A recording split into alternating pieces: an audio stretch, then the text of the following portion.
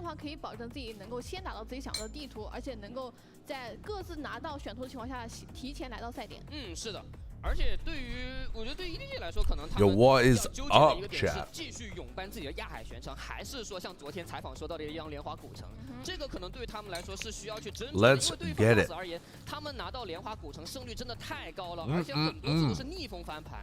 而对于 FPX 来说，可能他们要做的考虑就是，到底要不要去就这一张日落之城，到底要摆到第几个顺位去选？ I need to upload my VOD from last night. 从赛前 Smokey 的采访，感觉他们对于莲花古城还是一个非常想要去尝试求战的态度。所以我感觉今天的一个班选大概率。I don't know how I didn't miss pistol because I feel like it started promptly at 9 a.m. yesterday, and today I'm 5 minutes late, but I didn't miss anything. I'm still eating my breakfast though. 看一下现场的决赛等你，这是已经在呼喊康康了。因为其实从昨天的比赛来看，我觉得两个选手的对位 still 是小胜一筹。Look at the wrist tape that Kangkang's using. 这可能也跟康康近期的位置轮换有很大的关系嘛。他在日落之城来到了0的一个位置，对他的发挥。Oh, so EDG got rid of Ascent. 好，看一下 BP 图 ，EDG 还是搬掉了亚海玄城，勇搬不打这张。I don't know what the map pulls for both of these teams really look like. To be honest with you, that's much more like Ryan's knowledge pool. It does seem a bit weird to me to not play a map that favors standard compositions against FPX. FPX are going to get rid of Bind, which was a map that EDG was actually banning against some other teams.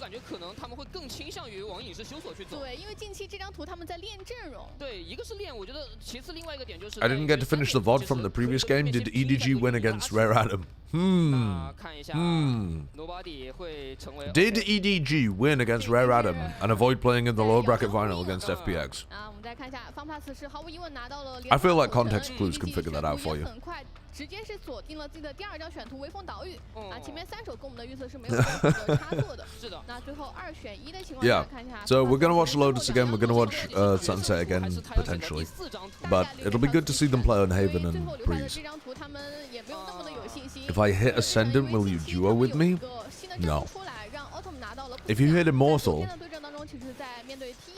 I still won't duo with you. 对，而且对于方 plus 来说，你看他2张地图，莲花古城和日落之城都是他们非常喜欢的雪球体系的一个。Kind of rude, not gonna lie. Yeah. 然后日落之城可以拿到鸟，这个我觉得对于方 plus 来说，这个。I am in the solo queue dungeons right now, Neon Belly. 对于方 plus 而言也是很重要。如果在影视修手能够啃下对手的话，那他们这个 BO5。How much of the tournament have you watched? Not very much. I watched the games yesterday, and I caught little bits of pieces before that, but not full matches. Counteroffer, what if I hit Golden League? No way. Get out of here. All right, so let's have a look at the Viper compositions that both teams are running. So they're both running the Viper Omen comps. So it's gonna be a mirror here. Morty, thank you for the 30 months. I don't think my head's extra shiny today. So what we're gonna be looking at is the way that FPX are utilizing their Viper, because I assume that EDG are going to play this in fairly standard ways. But everything we've seen from FPX so far, everything leads us to believe that they will not play the standard Viper setups. And the standard Viper setups are fucking broken on this map. Oh, wait, no, they are running the standard Viper wall. Okay, so at the moment, FPX have the standard guard Viper wall that they're running. What I'm looking for, particularly on the other side, though, is whether or not they use this Viper Orb, because if they don't, I believe they are doing some trolling. If TCH isn't doing the proper method Viper setup on the defensive side, he's just missing so much value, I think.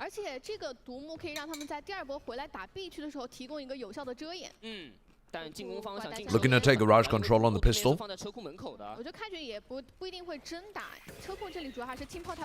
How are the Chinese players so effective at jumping through Omen one-ways? Literally, they figured something out. Like, actually, the success rate is way too high. It's every time, chat. It's actually every time that we see an Omen one way and 2 people jump through it, they're getting the kill. This is actually Chinese tech. 这就是慢打的意义，让你拿不到信息，需要出来探手，扩大自己的人数优势。C 区 These one-ways are useless. 爆能器可以成功安装了。那这个回防已经很难了呀，只能看个人发挥了。康康技能很多 ，Smoky 只有一颗引路之损。The pistol round's over. It's over. 而且重生点附近集结 Oh, my gamma's cranked. That is 还藏着一个correct. 狙手。哦，已经看到刘一手的位置了，暗眼直接推过来，第一时间不太好去搅刘一手，而且已经包围。There we go. 后面 TZH 直接 Does that look a bit more normal? 双杀 TZH 帮助 FunPlus 是成功拿下首枪局。这一分 FunPlus 打得很漂亮。Why is no one actually crediting the correct team for this attack wall? Who is the correct team, Westwick?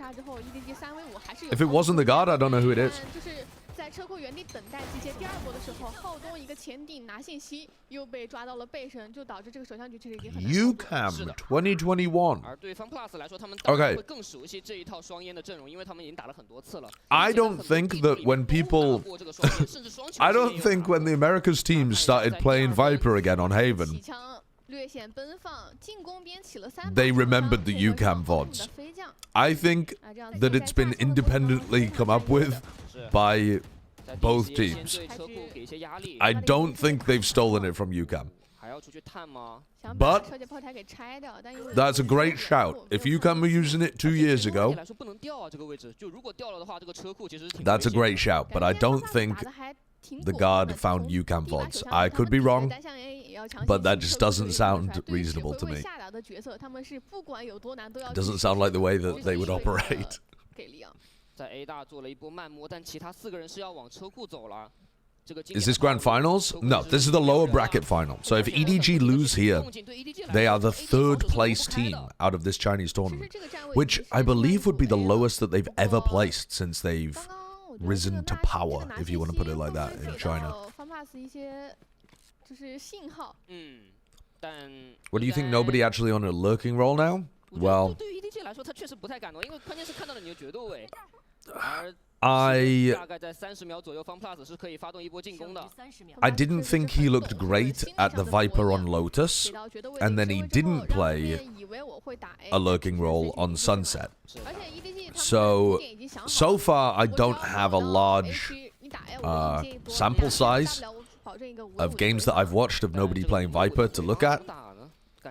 But he doesn't seem to be hard lurking, and he doesn't seem to be that great at Viper yet.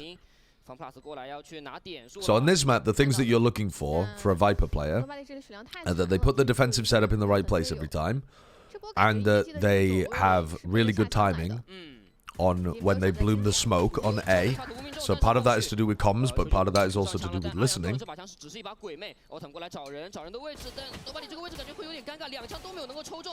And then how they play around their own setup towards like C well, depends where they play on the map, but towards the like wall setup towards C.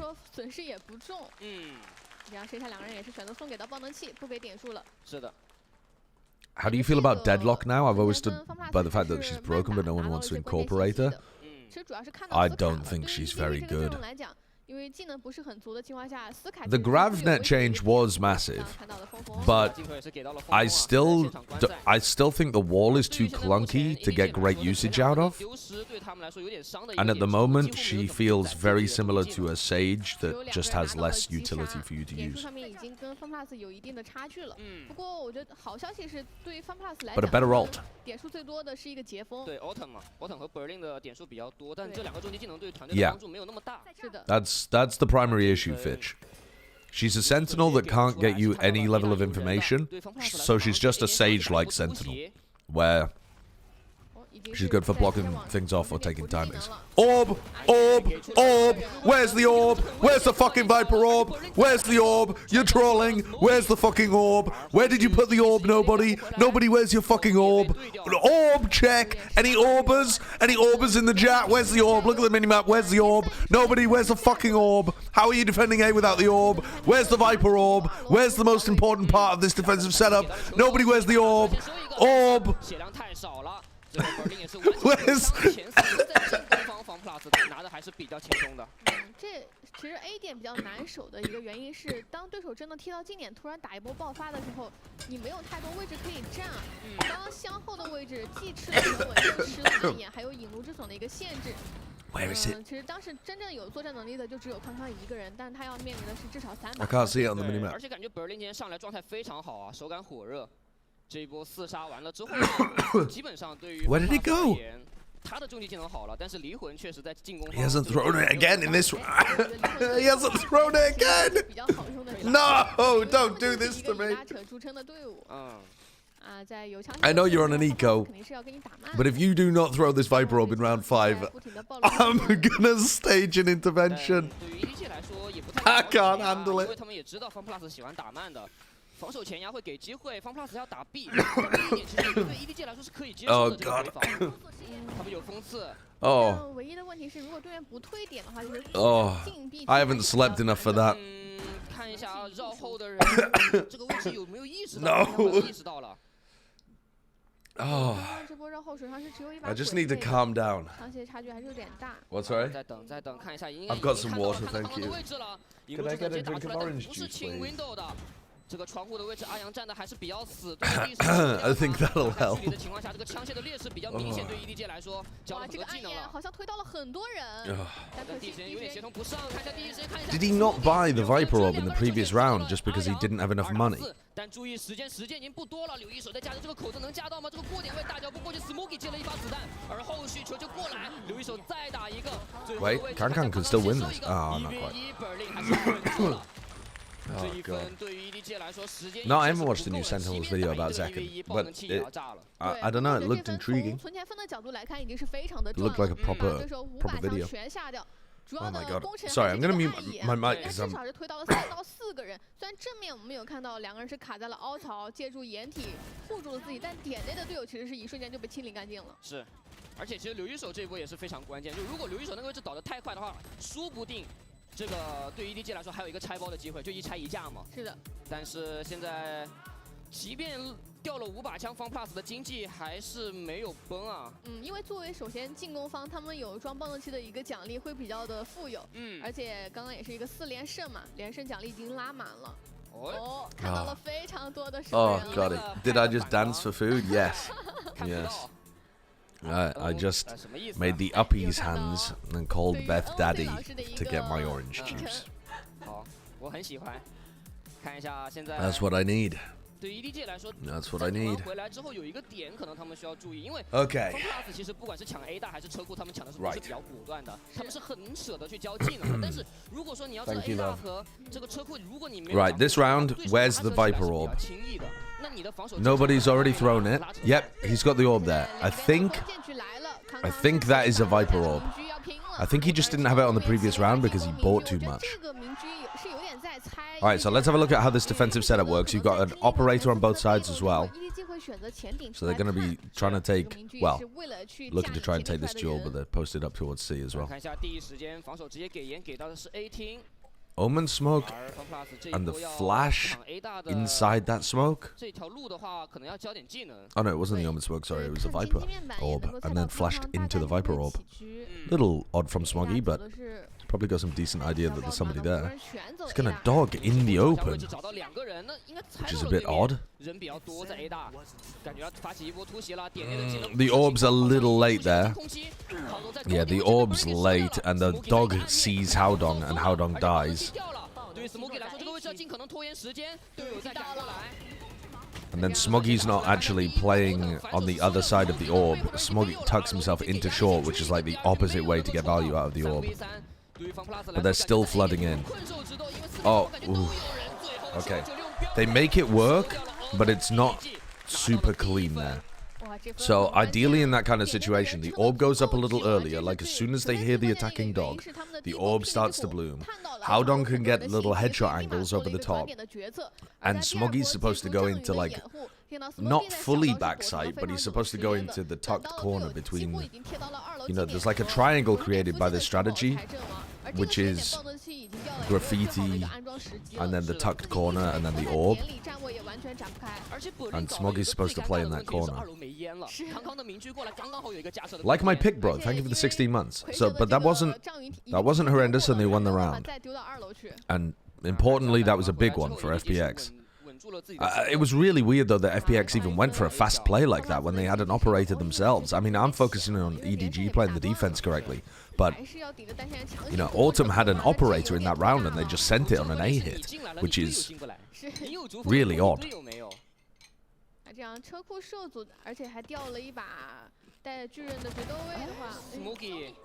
Bro, Smoggy's trying to pop flash himself through the Viper wall to re-clear A lobby. Smoggy's playing this like a maniac. He's playing against an eco. Dude, what are you guys doing? You're playing against a fucking eco. You're up 5v3. Just relax. Relax. Stop giving away weapons. Oh, there goes the operator. That'll be a lovely little thing to save for you. Oh, you've had to use the Seekers, have you? Oh, no. 而现在对方 Plus 来说，时间只剩30秒了，他们的位置已经被锁定了，而且 Nobody 的前压是能够获取非常多的信息的，知道你没有在转点。现在就要看唯一一个满血的留一手了，能不能 Nobody's on the flank 到一些经典的可能。浩东在点内，他手上是有暗眼在的。TZ 去走第一位，给队友拉 But he's got a good containment here. Orb? Any orbers? No need to orb, apparently. 比较有限，这一分 EDG 是成功稳定住自己的局势。明局也可以回收过来，这分对于 EDG 来说损失。I suppose an orb in that spot actually sometimes allows the low eco players to catch a timing on you, so I'm going to assume that was a deliberate decision. I don't like the play from Smoggy and Kankan over towards A lobby, but the rest of it's alright. You being live right now is actually so out of character, it's kind of distressing me. Yeah, that will happen. Okay, so normal Viper setups, normal Killjoy setups. Omen in backside B is a bit strange, but it might be anticipating some kind of, some kind of B hit, obviously. Ah, they've gone for the Lurk Omen smoke that cuts off the alarm bot. I like that. Oh, TP in. Interesting. Oh, Berlin. Good trade as well from Chishu, knowing where Berlin was positioned, but Berlin's got a decent chance there of being able to get a kill and make the play. Kang is just so pushed up, bro.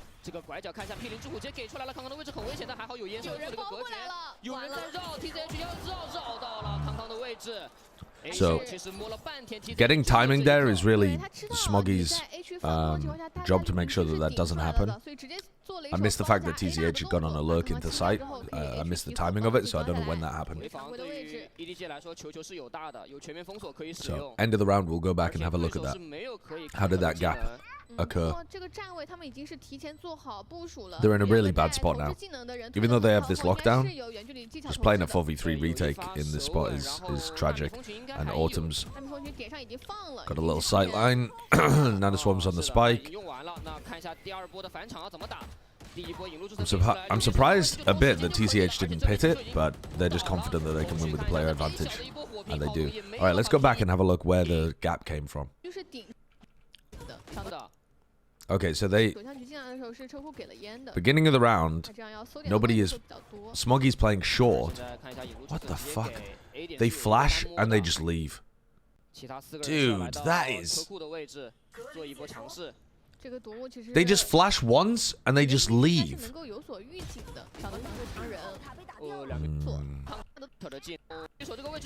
So normally in that kind of situation... wait. Yeah, we'll go back up to live. So normally in that kind of spot, you're gonna wait a little longer. Kang is gonna take this line. You're gonna redog like this, and if you don't see anything, then Kang can start pushing up.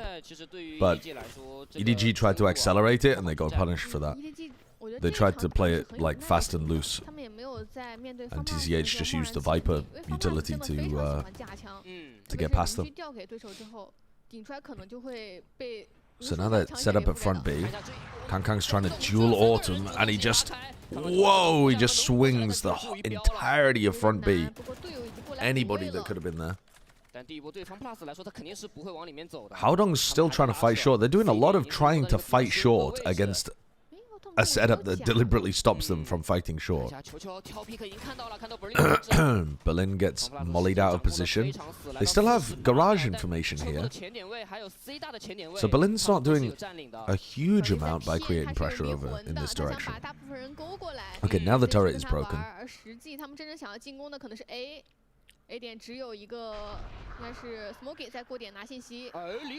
Okay, Howdong gets info over towards A. Good awareness from Smoggy to break that. And now, this is where they need... Motherfucker hasn't put the Viper Orb on A again. I stopped checking for it because I assumed he would just do it. He hasn't put the Viper Orb on A. He just put his wall down instead.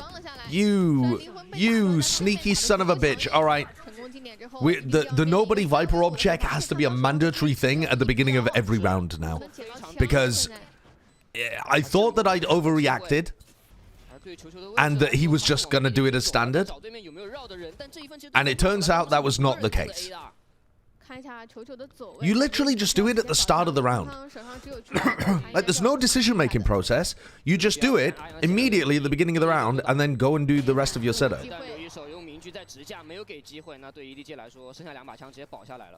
Like, he didn't even use the orb this round, and he just went for a random... I guess it's because they're on, like, a half buy. But they basically forced, because they had Kang using knives, and Smoggy's brought down to 250 anyway. So, that really was a rifle round. And they just didn't have the most important piece of the puzzle to defend A. 就几乎在箱后都会有舌吻，然后前点位都会给一些引路之损和暗眼。那所以对于 EDG 来说，他几乎在点点是没有什么可以站的位置的。Okay, I think that was him doing the lineup for it. EDG 是没有什么终极技能去提供给他们去打对方。All right. So the orb check. He orbed PogJam. Autumn is opping and is looking to try and catch any C peekers. Now, nobody's not going to swing C, is he? They walk down mid and break the turret. Walking down mid with this Viper wall is really good. Shishu's looking to... Whoa. Shishu's going for the aggressive peek. Nobody is peeking C. Like, close, not even Jiggle peeking the box. He's just fucking peeking. Dude. Right. Oh, then Kang dies as well to a nice shot by TCH. But, I mean, the A site is very weak right now. They're going to end B, which I think is fine, but like the worst place that you could go to with your operator, really. But they have such a player advantage, it'll be okay. I think. Yeah, it will be okay. Howdong can't kill everybody, right? With 3 bullets. Oh, this paranoia is going to be fat. Oh, he knows they're both there. This is so fucking winnable.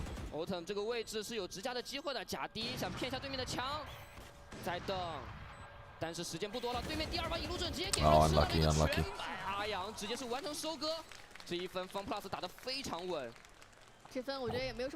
Why did nobody just go for a swing on C? Was it a jiggle peek that Autumn hit a crazy shot on? No. No, it wasn't some kind of jump peek. I mean, it's a good it's a good punish from Autumn. And nobody probably would have gotten away with that if he was playing against a player with a Vandal or something. But it's just not good positioning even then. If he's peeking for information and his info is that there's multiple players there, they're just going to run him down as well. He's not in a spot where he can really get behind his Viper wall and play safely.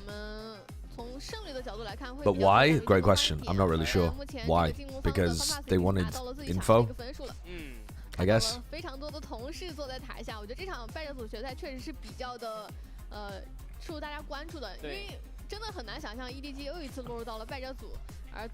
EDG just making... They're really... I think EDG's biggest problem so far on Haven could be boiled down to one issue. It's a bit reductive, but it could be. Which is that they just keep trying to force things. They're on defense, playing a Viper comp that's insanely powerful if your opponents push into you. But you have to inform the rotates correctly and flood defend. But they keep trying to force aggressive things to work, like Kang pushing out of A, or Smoggy trying to flash peek out into A lobby, or like nobody going for a peek down C long, or something like that.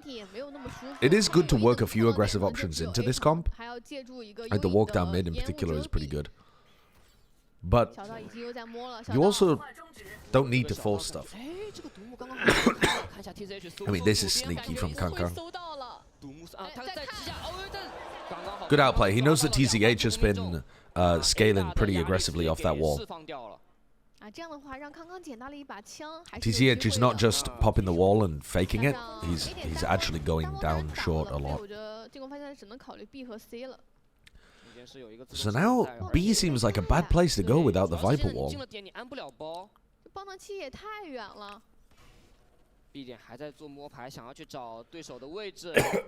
Oh my god. I actually ruined my voice earlier screaming.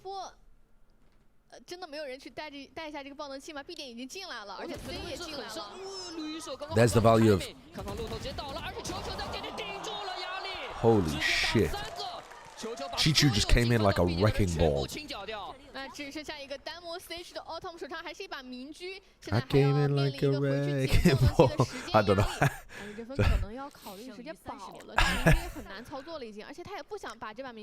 In this co-stream, we're only going to do analysis by quoting songs by fucking, I can't even remember her name. Hannah Montana. What is her name? Miley Cyrus, there we go. Now, we're not all going to die to Autumn's op in spawn, are we? To try and get it out of his hands. This is devastating for the EDG economy, honestly. They can all still buy, but that was an opportunity for them to get a nice buffer and deny the operator. And they failed. I actually never watched Hannah Montana. I just can't remember her fucking name.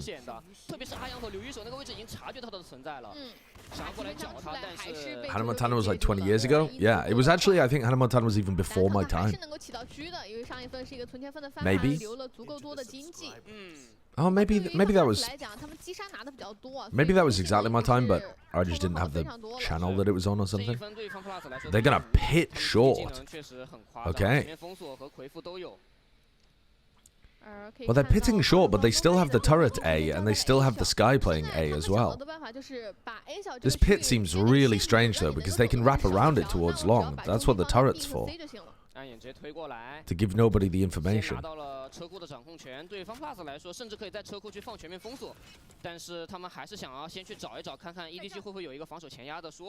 It does allow them to stack 3 players over towards C and Garage, but they don't have the wall there. You know, nobody hasn't even used his wall, so they don't have that, like, really good piece of tech to play around. Also, nobody's got an orb to help him fight A long here. This is a really strange round. Surely nobody could use his wall before he pits. Literally anywhere on the map that would be useful for his team. Alright, how do they defend C? They do have the Jet and Omen here, which are 2 very good characters for defending C. Nice from Kankan. I don't mind the idea for Haodong to peek off that. Autumn's dominated the smoke with the shorty. Oh, wow. Oh, and the lurk. I mean, look at... Nobody just flicked around to see his demise. What a shot from Smoggy. Oh, that's unbelievable. I can't believe they're going to win this round. I cannot believe they're going to win this round because Smoggy hit that shot. Dude, sometimes Smoggy just hits flick shots that look like he's toggling. That was like a 90-degree flick shot that just looked like an absolute toggle.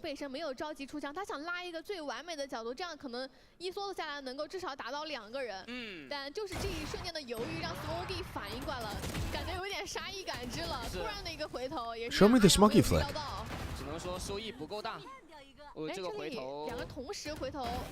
Oh. I guess it wasn't that impressive in the replay, but it was like a 180 turn reacting to the shot. It's so fast. It doesn't look insane on the replay, but it is really good. Okay, this round nobody's playing A. Smoggy gets opt at the beginning of the round.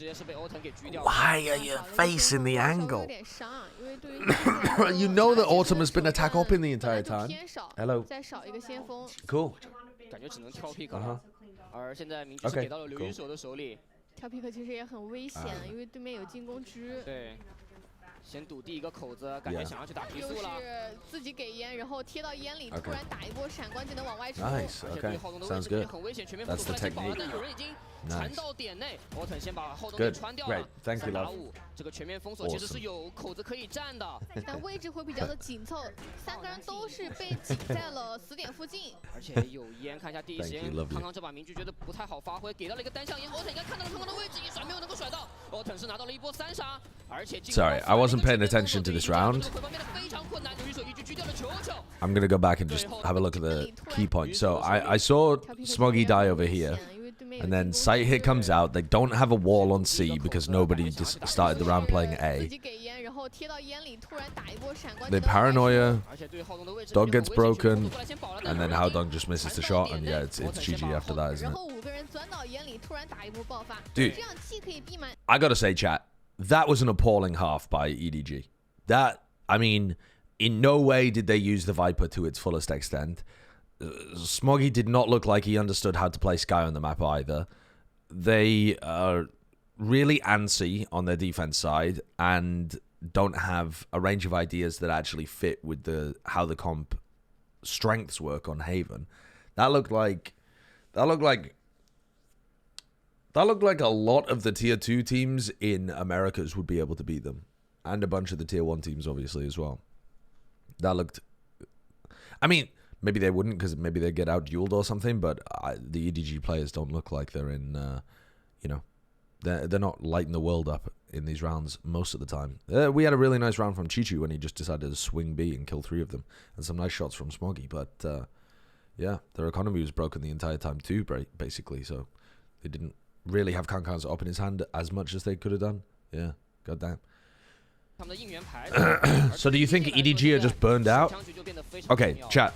Let me put this question to you. If you were burned out, wouldn't you just do the same shit every round? Like, if you were burnt out and you're a Viper playing Haven, wouldn't you just throw the A orb every round, put the C wall in the same place, and just kind of run through the motions? Why if you're burnt out, would you be like throwing your shit in all sorts of different ways and I don't know, it's like, it doesn't feel like burnout to me. It just, I would just start taking duels. I just want to shoot people. Yeah, maybe. But this is rough gameplay. I would troll trying to make it fun again. Well, I don't know whether it's fun to lose, is it?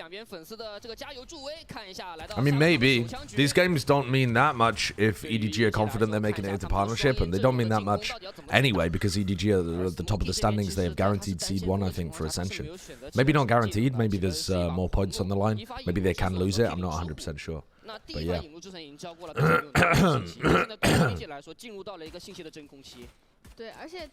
Surely nobody was having more fun playing Sky and just flashing people and running at them on the lurk.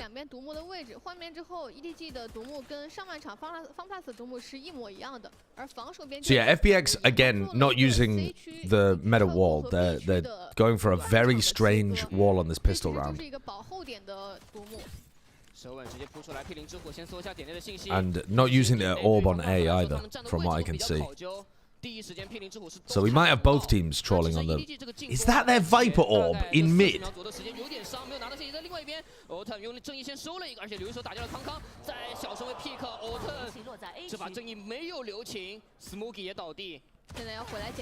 it doesn't even matter, does it? Autumn's just killing everybody. Look at this orb in mid, chat. Look at that orb. You see that orb in mid? What's going on here? What's going on? Autumn's popping off in this game, but what are these strategies by both of these teams?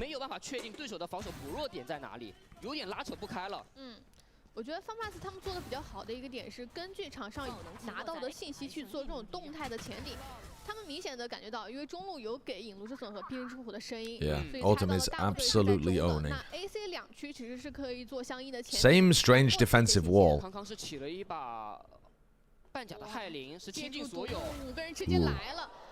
Nice little peek by Yang.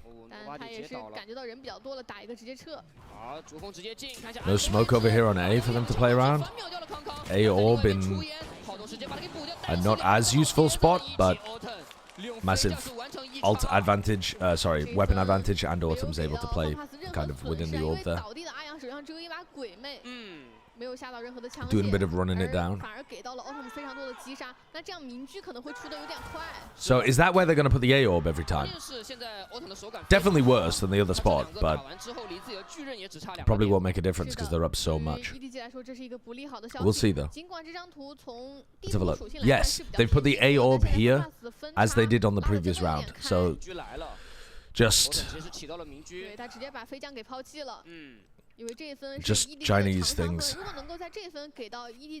Also, this wall, I don't think is that bad for defending C, but it doesn't do anything in Garage, and I guess in B it actually does allow you to flood defend B from this side, so it seems like an alright wall. It doesn't block off the turret, so this turret is getting full value in mid. And it doesn't really help you stop the like splits into C. But it does allow you to flood defend C and B, so I'm alright with this Viper wall. It's the Viper orb that's a bit strange, but TCH is going to try and play around it right now. So he's got the orb, like, basically right at his feet. And he doesn't have anybody spotting. They don't have any information. They don't sky flash long. They don't pop the Viper orb because they don't know when to time it. Autumn is just killing everybody. It's a 3v3 post plant, and your opponent has an operator on the other side of the map. There's no reason to feed here.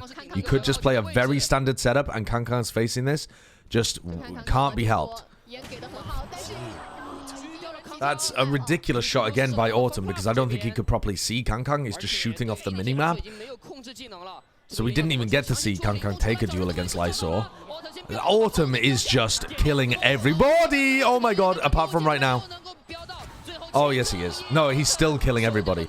They don't have enough time, but what a round by Autumn. He just gets a ridiculous dink onto Chishu and then kills 3 more players in the retake to almost win the round. Holy shit. Autumn nearly had that. But another really tragic defense round and a badly played post plan by EDG. But yeah, that is a bit unfortunate for Kankan that he wasn't at least able to take 1 duel, which is the whole point of him being there. But he, you know, I think it's very likely that he dies going for a play like that. I suppose if he does dominate the smoke at the right time, he might end up making the play to win the round. But if you're in a 3v3, you can just win the post plant anyway. Just because the game is being lost doesn't mean that you need to make clutch plays all over the place. This is dangerous from Autumn. Nice reaction to the orb going down there, though. And they don't bloom the smoke in time for that. He saw Smoggy before the smoke went up. Dude. The coordination with the... nice anticipation of Lysor dropping out through the smoke. But this is still a player disadvantage. God, the high-low setup. What is this? What is this?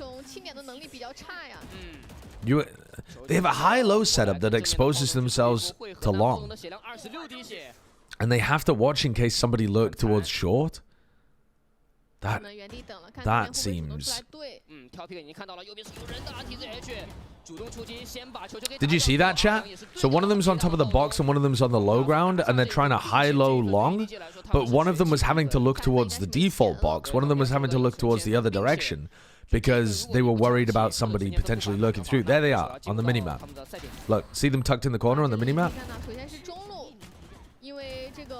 It seems like an alright idea, except that they are so exposed, they can never get behind cover, and they can't see short properly. So, it goes from being like an alright idea to a really rough one, I think. If there's any utility thrown at them, any flash or anything, and they're just so out in the open.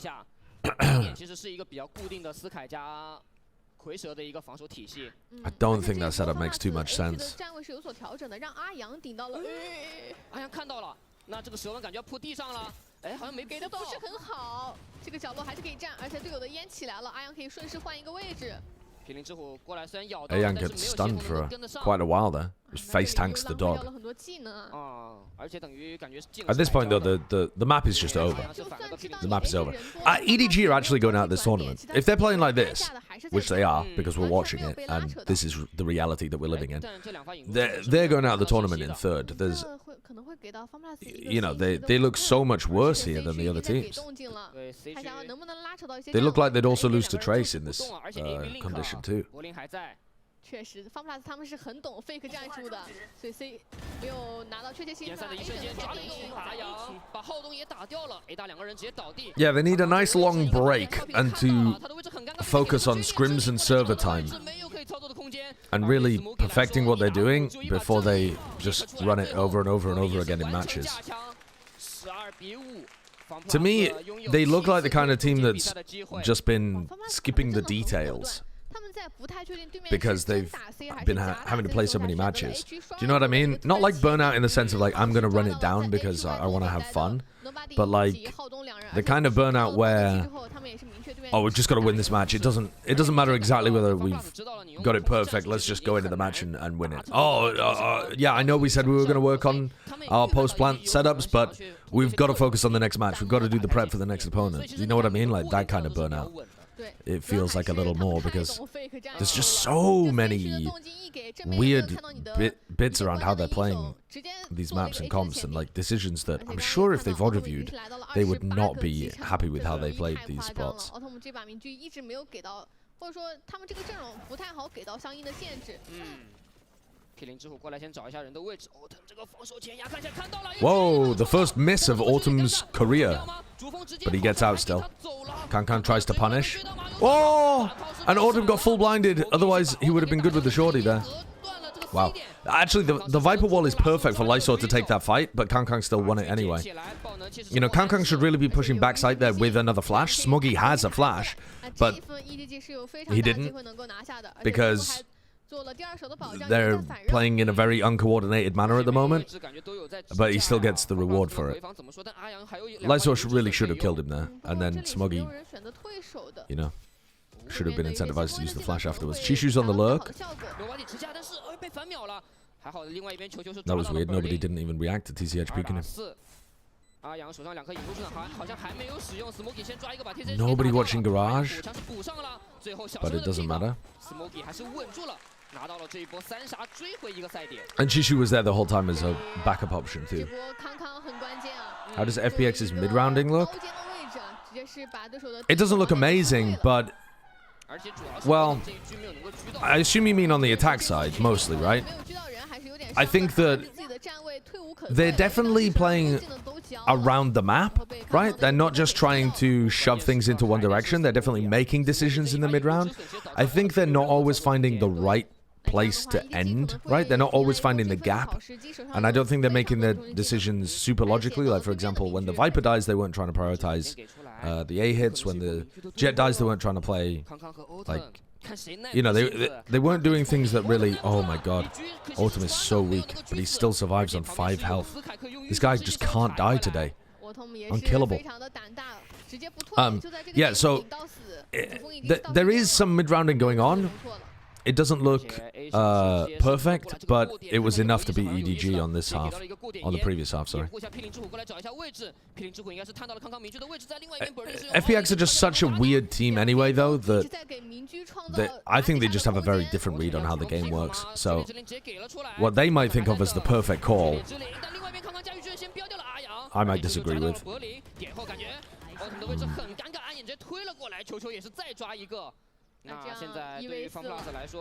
EDG are going to make a little comeback of this, and then they're going to lose.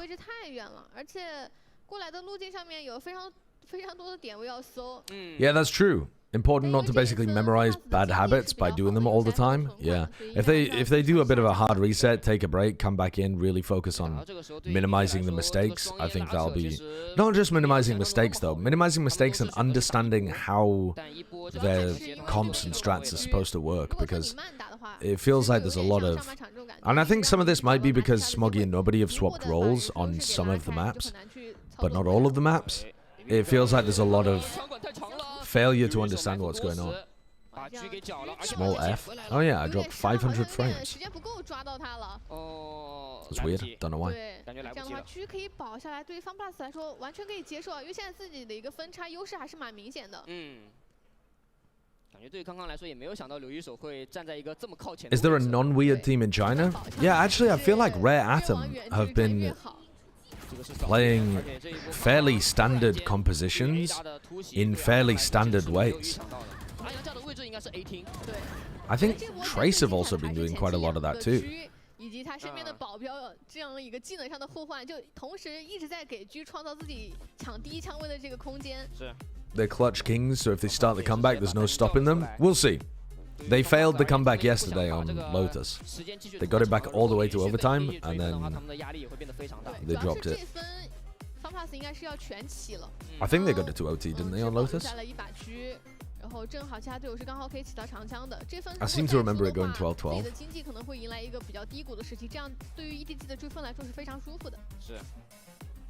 Rare Atom has the Korean IGL influence, I guess. Yeah, maybe. Yeah, maybe that's what it is. Rare Atom also play Phoenix sometimes, though. Yeah, they do, but isn't that only on Sunset? I feel like on Sunset there isn't really a standard way to play the map. So it's hard to play off meta if there is no solid meta.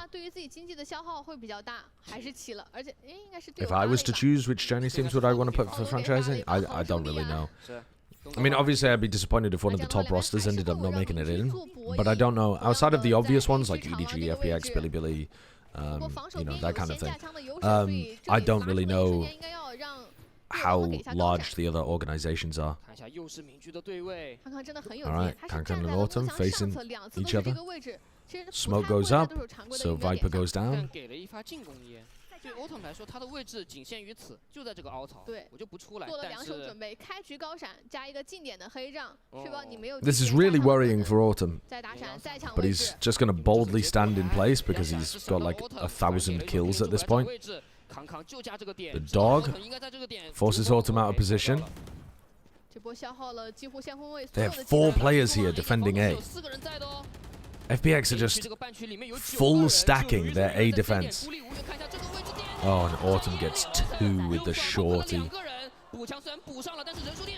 Nobody still manages to get another kill, though. There's still one more player here, and they know he's here, right?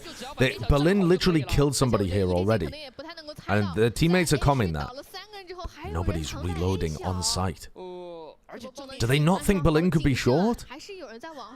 Ooh, they're going to pit and plant for CT. This is an uncomfortable spot. Kang is going to go for the info peek and gets punished.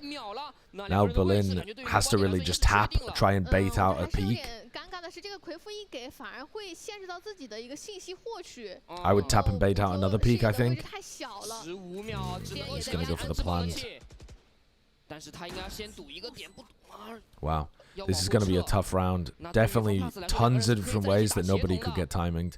I mean, look at this. They've dominated his pit. Yeah, wow. They knew exactly where he would be. Because they cleared out all the rest of the site area. And then they get inside his pit and they're like, he's got to be in hell. Wow. I mean, considering that is one of the more, like... I guess it's not a standard map anymore now that people are playing Viper on the map, but...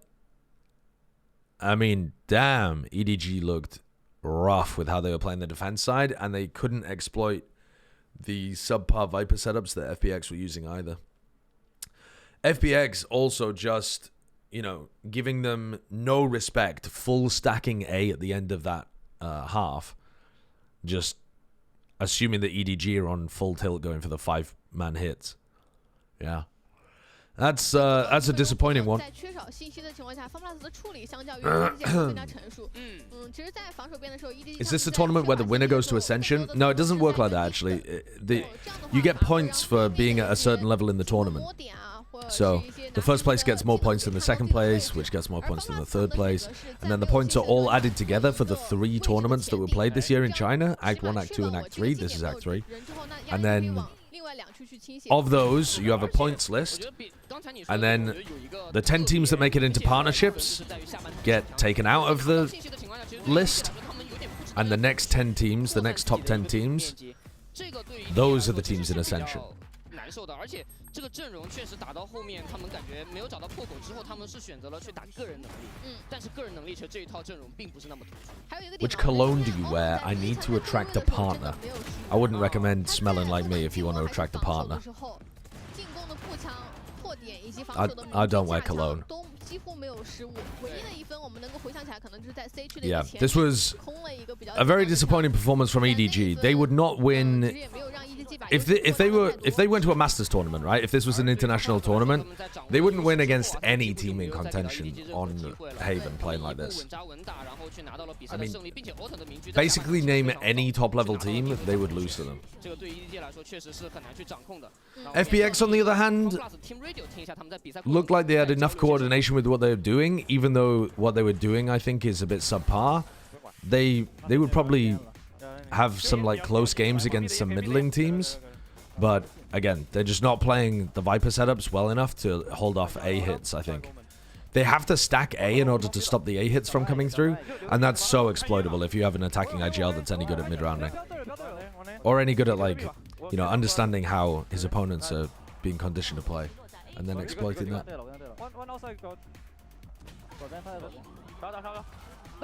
You should grow out a peacock tail? That's a good idea.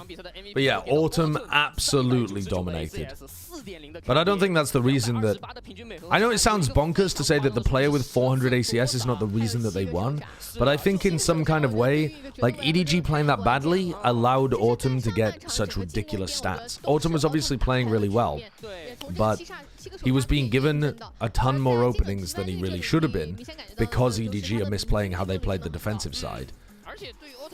Like, they should have been able to keep Autumn down to, like, you know, 250, 300 ACS. They shouldn't have allowed Autumn to get up to 30 and 8. Autumn wasn't just running in there taking aim duels against everybody the entire map. You know, he got the first, like, the first 10 rounds he was farming, but because EDG were throwing their spaghetti around. But yeah, sick performance from Autumn. 14 first kills for FPX. It definitely felt like that. And only 4 plants for EDG, although they barely played any on the attack side, didn't they? So not really relevant. But yeah, I mean, when you're playing a comp that's designed to flood, defend, and you allow your opponents to plant 9 out of 12 times, 9 out of 12 rounds, they got the plant down, FPX. I think that stat shows the failure of EDG trying to stop them from getting into sights.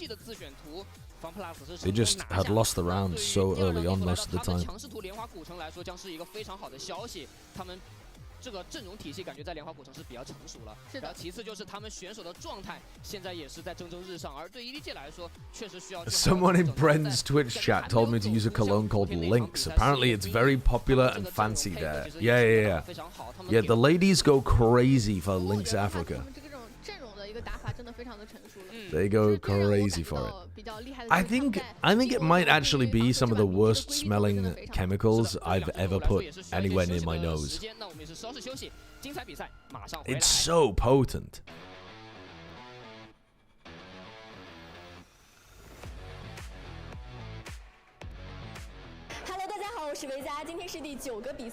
Fucking way too dank, that microphone. Way too dank. I swear there was something I was going to do during this map break, but now I've forgotten what it was.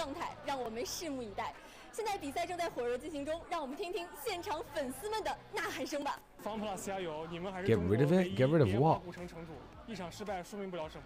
I don't even know what you want to get rid of. 我都放假了，都没有休息，来看你们比赛，你们必须给我进决赛。Hello， 大家好，我是 Alan。I don't even know what you're referring to. Oh. That one. Yeah, I think that'll be fine. I think that'll be fine. You were going to acknowledge Ardis as the best opper in the EMEA? Ardis best chamber in EMEA. Ardis best opper in EMEA? I don't know whether that... He definitely could be. He definitely could be. But yeah, you have CNED, you have Nivera. Although maybe you don't have Nivera anymore. And then you have people like Durka as well. It's kind of hard to say, to be honest, because I haven't seen CNED be on absolutely insane form in a while. But honestly, you were joking. You might be correct though. Boaster sleeper pick.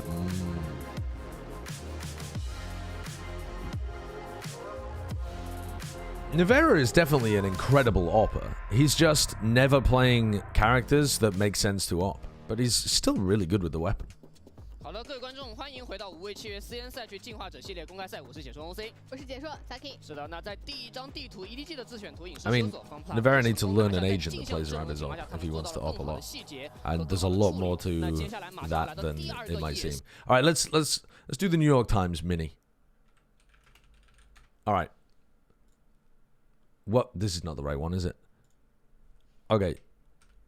Chat. What's the guess? What do you reckon? How long is this going to take me? Hello, Sliggy's mods are... Hello, Sliggy's mods are cucks. Nice to have you in the community. Come on in.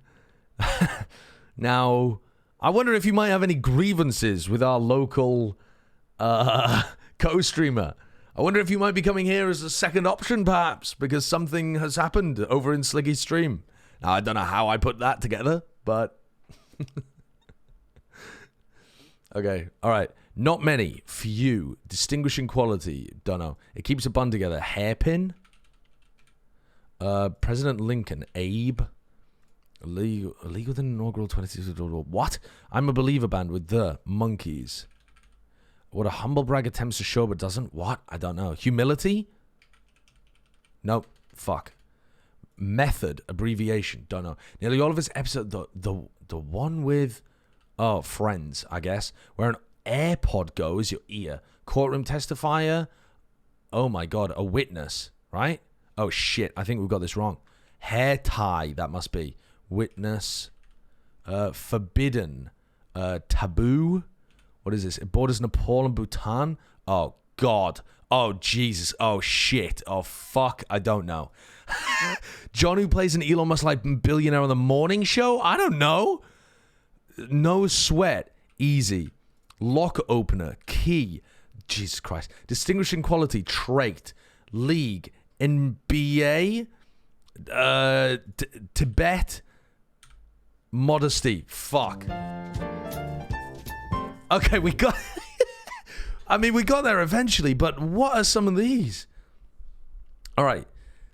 I think a hair tie must be an American thing, because I think we would call it a hairpin in the UK. League with an inaugural 2023 in-season tournament. Is that a defining feature of the NBA? That they have a preseason tournament? Don't other big sports have preseason tournaments? Oh, a hair tie is the stretchy one. Oh. Well, I'm bald. I'm bald, bro. What? I don't know those things. I also didn't know that the Monkeys was spelt with 2 E's, but now that I look at it, of course it is. Modesty. What is this? Sys. Method. Abbreviation. System. It seems like a stretch to me, but okay. Yeah. Who is John Hamm? I do not know who that is. All right, I popped off. Oh, wait, league with an inaugural 20... Oh, right. So they've got a preseason tournament for the first ever time in 2023. I see. John ham these nuts in your face. Does that work, chat? Does that work? Have I been got? I'm not sure that really works. Not preseason, it's in season. Right. Let me fucking read this. Let me read this properly. Let me read this properly. League with an inaugural. Right, first of all, it is a league. It has an inaugural for the first time in 2023. It is a league with an in-season tournament.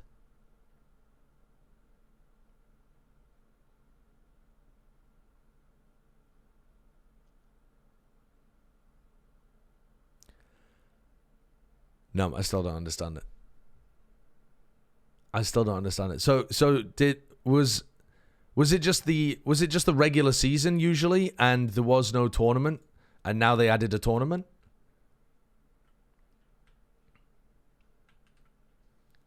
Oops, fuck, we missed the beginning of the game. Why didn't you guys tell me? Okay, my reading comprehension skills finally got there. Kang has a shorty on the pistol round. Well, we're about to see something fast towards B.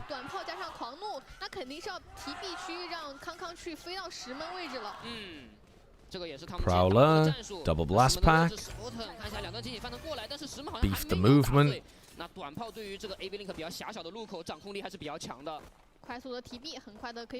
A lot of damage onto Aang and Lysol. Oh, the wingman is so good. Oh, Kang got value out of the shorty, and now he can upgrade to a pistol. And it's over. Alright, so they made a B hit work. 这个位置几乎已经被锁定到了，名牌 TZH 就是从 C 区过来的，三个人直直的看着 PC 连接的位置，高低的双架。而现在球球的血量比较低，拉出来，鳄鱼枪头先把球球给接了。The esportsification of the NBA, a reverse Overwatch League. Ah, fantastic. 那看一下，来到第2分 ，Autumn 这边是起到了一把飞将，哇，但他是没有护甲的哦。Let's skip through this round. 听到了吃能量，让他的晚宴回来的更早一些。 我觉得 EDG 他们在有足够的优势的情况下，应该是不想去慢打的，很容易落入到方 plus 习惯的节奏当中去。I haven't played this game since Yoru came out. What the fuck is happening on the screen? I feel like there wasn't that much. Oh, I guess the gecko is a bit weird. All right, let's have a look at this then. Bonus round for EDG. Killjoy is using like a full B setup again.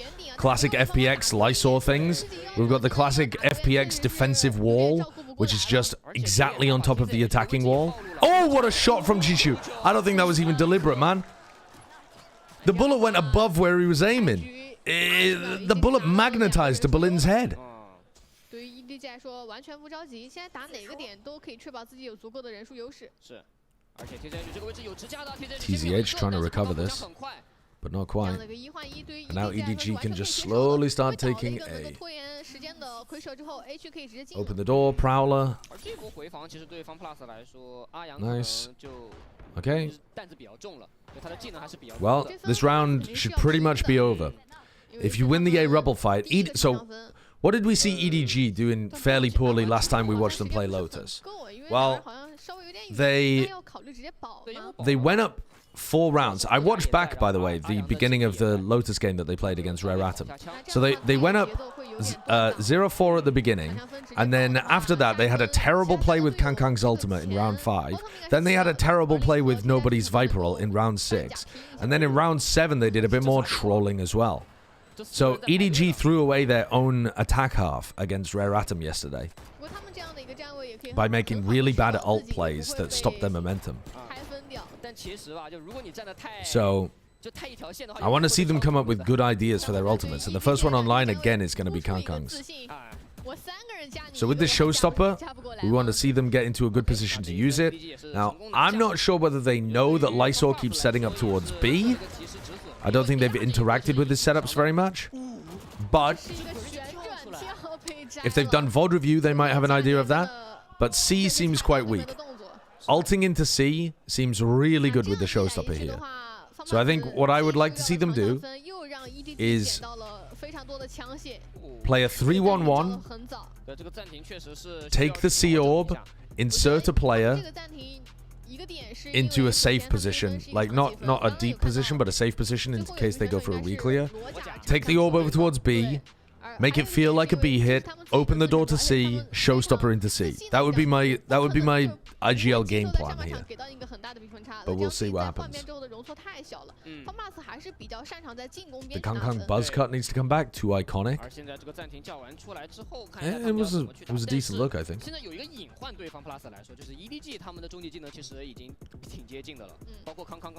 Why do you think nobody is on Viper?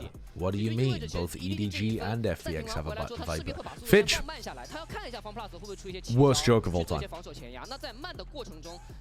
What do you think of the OCE players being forced to join Chinese teams because OCE didn't get a slot for APAC franchising? Well, Autumn is kind of dominating. Also, I don't think they're forced to join Chinese teams. They are also open to join other regions. But, yeah, it would have been nice to see OCE get one slot for APAC franchising. I agree. I think it was a bit of a waste. Because, honestly, if you just give an OCE organization a slot for APAC franchising, they're not obliged to run an OCE roster.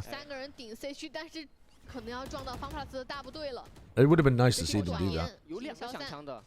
There's fucking no orgs here. Well, yeah, because OCE's been devastated by the wider decisions. Okay, this fight over towards C, though, seeks to try to deny EDG the option to use the showstopper, and they trade Duelist. That's better for FPX.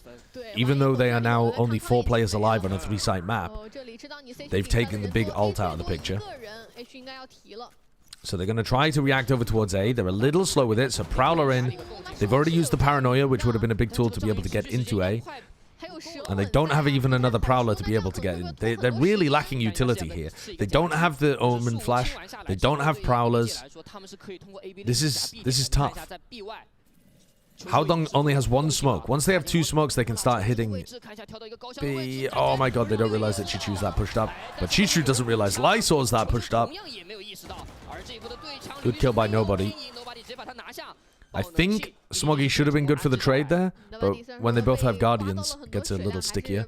Haodong's just trying to make sure that TCH can't cross, but this wall does allow TCH to cross quite nicely. I mean, Haodong's position is terrible here against TCH's wall, because he might have already gone into breakable door.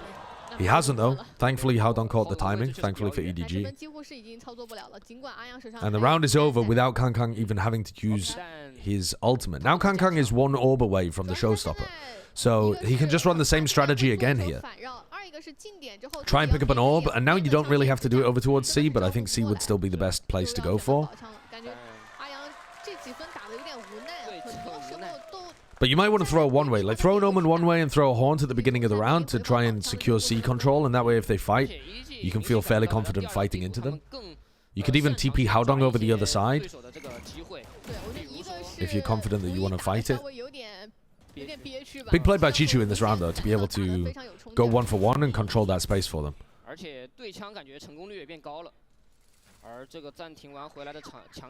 So yeah, I'd like to see them play for an orb and go towards C.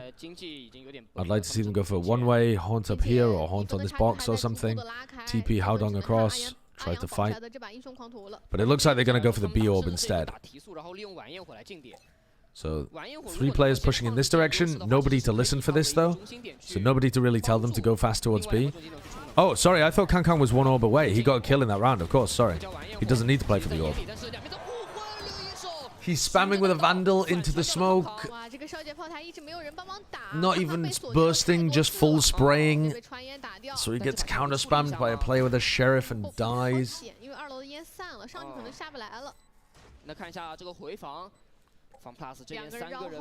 They're also on an anti-eco, which I didn't realize. I'm losing track here. So they probably didn't want to use the ultimate this round. Nobody's in a dangerous position.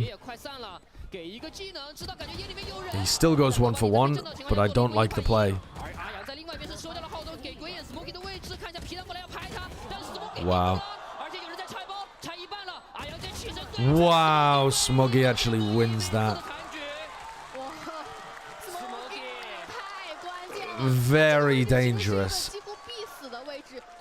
Kangkang spraying and gets punished. Nobody walks into a smoke, gets punished by the stun.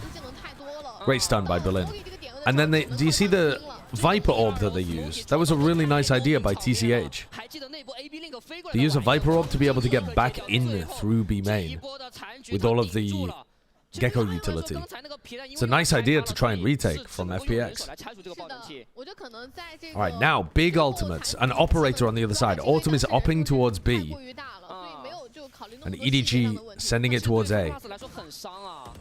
In the Rare Atom game, Kangkang went A with his Showstopper and he just double blast packed right at the beginning of the round and died. So, we're looking for Kangkang or Smoggy to open up A with their ultimate.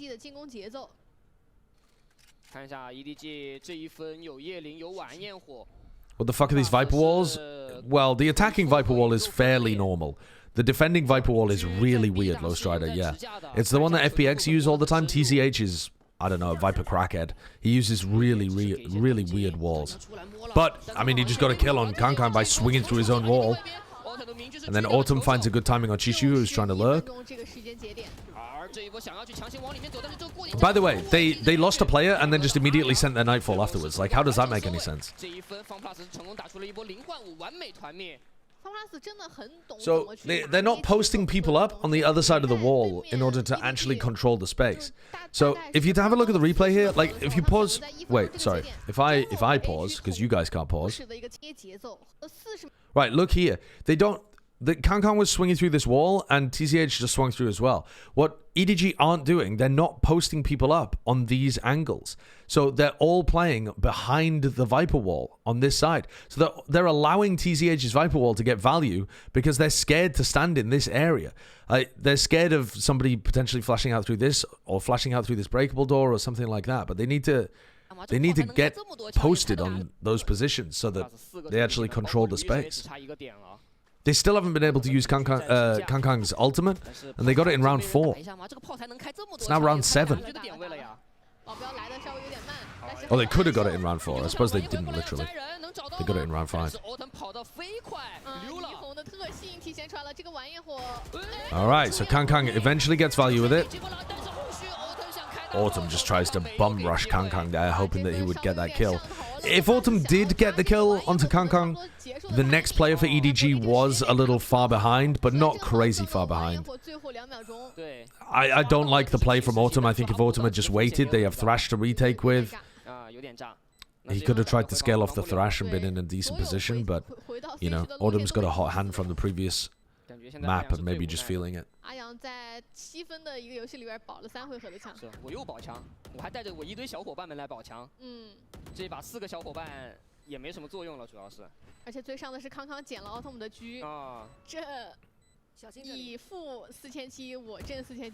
Yeah, the way that this wall works from, like, if this is the defender's wall, as the attackers, you really need to have people stood here, right? And the problem with being stood here is you need to have this smoked off, like, permanently, or you need to have people holding it permanently. So when the Viper wall is up, or the Viper smoke is up, or there's an Omen smoke there, that's a somewhat safe position to play in, especially if you have broken the door yourself. But if you run out of any of those things, like when the Viper utility from the attackers is down, or when there's no Omen smoke there, it feels like a bit of a dangerous spot to be playing in. But I still don't think it's that great of a Viper wall. I don't think it's going to become the standard.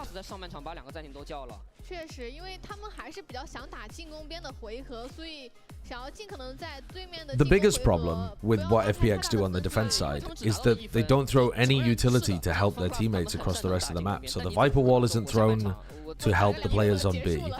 The Killjoy utility is usually just all clumped around the B site to stop fast B hits from coming through.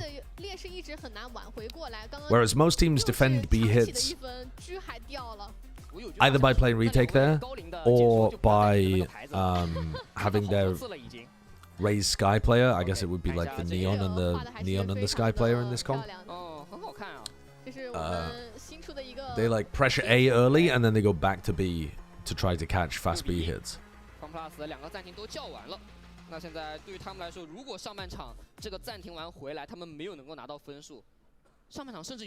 Autumn still got his operator. 又拼了。 He just bought it up, fresh, brand spanking new operator. And he's going to take this peak towards C. Everyone's going to be here. Berlin needs to break the haunt for him. Autumn is so deep. Okay, Berlin breaks the haunt. Pull back smoke. EDG 已经是在开始往后撤了。你有如此勤劳的保镖，那后面一定是把局再给一个滑车巡游，你打不打嘛？还是有人打呢。That's nice. They now know that the neon is here. They've got to suspect that the neon is opening if they're pushed that deep. And nobody's taken some quite nice space for them over towards A. So they're going to get a lot of people behind the wall. Wow, they're actually going to insert nobody towards stairs while the rest of them push site. I quite like this idea, but they... Oh, wait, are they all walking stairs? Oh, why? No, you don't all need to walk stairs. Okay, get one kill and then leave and go back to site, right?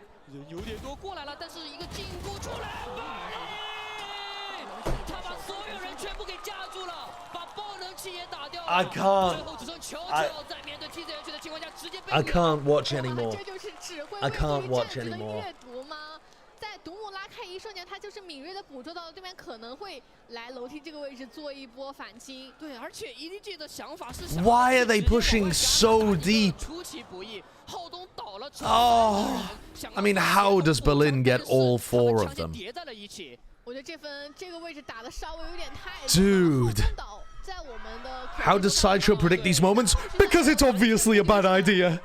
Because it's just a poor decision.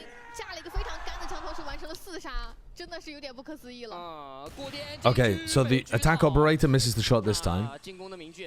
And I think you can be fairly confident that Neon isn't there. Nobody is trying to take a timing inside of the pit. Please leave, nobody. Just leave. Just leave, bro. Just leave.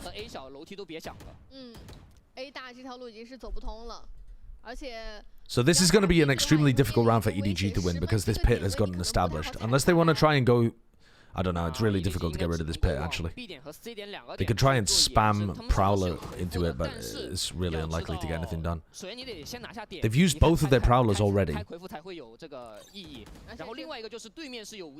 No utility for them to try and face here on B.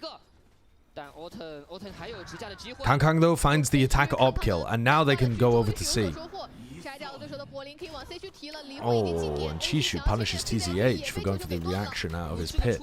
I like it. Whoa, whoa, whoa, wait, Haodong, wait for your teammates, Haodong.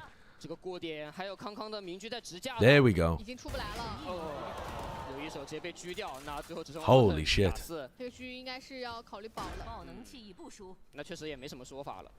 EDG definitely playing better than they did against Rare Adam because they're just playing in a more conservative manner, but they're still making quite a few mistakes.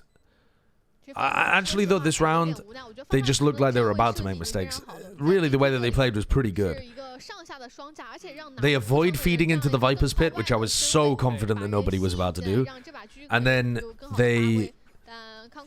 use their Prowlers to get close on B, face on B. I wasn't huge on the way that they were taking the fight, but they were looking for a pick. They prompted a peek out of the player on C, punished that, and then they pivot into the C hit. The call to pivot C was good from Haodong.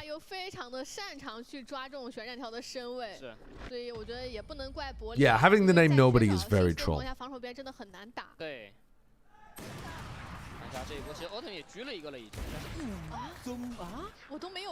I mean, it's the biggest tournament in China, Goblin God. I think...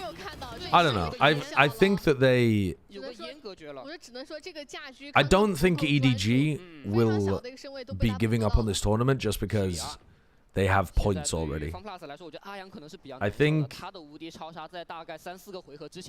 think they will still want to be known as the top team in China. Like, when you've won every tournament in China, you're not just happy to throw the final one, I don't think.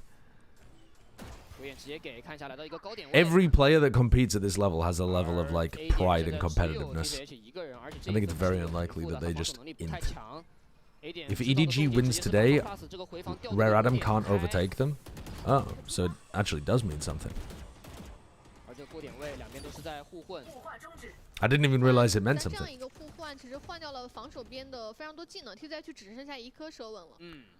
So they've taken a rebel control. That was another thing that Rare Atom was doing really well against EDG, is that Rare Atom was controlling rebel a lot. And because Autumn is opping a ton, they're not really actively controlling rebel. You know, they've just got the stun at the beginning of the round, and that means that Autumn has to be A, so that's one of the limitations of the Neon comp. Okay. I like that nade as well from Kankan. You need to use utility to take that breakable door. I think that's a mistake a lot of teams make. Ooh, the detain, but well protected by nobody. Oh, good play by EDG there. Anticipated what was going to happen from FPX and played around it nicely. Just a very solid, slow A round from EDG there. They have Pit in the post, but they're in a 4v2, so they don't want to use it. But if nobody gets into a slightly safer position here... No. Instead, if nobody walks forwards... Well, the round is over at this point anyway.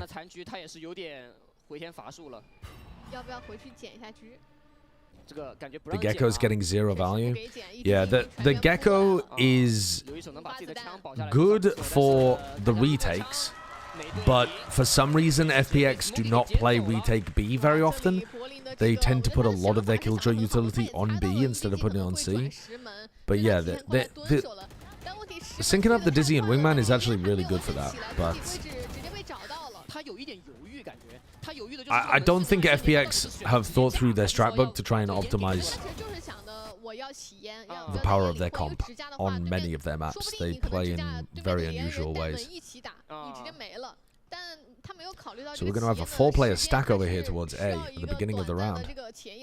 Turret watches over towards B, 1 player C, playing for rebel control. Stun early, the stun lands here, the snakebite lands here as well. Trying to drive people weirdly into C, which is where only 1 player is, but Berlin has a judge.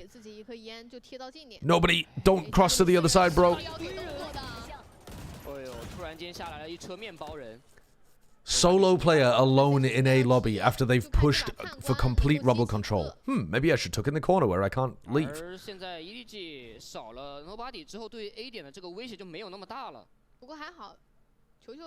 They're going into Berlin's judge. No way for them to know that Berlin has a judge here.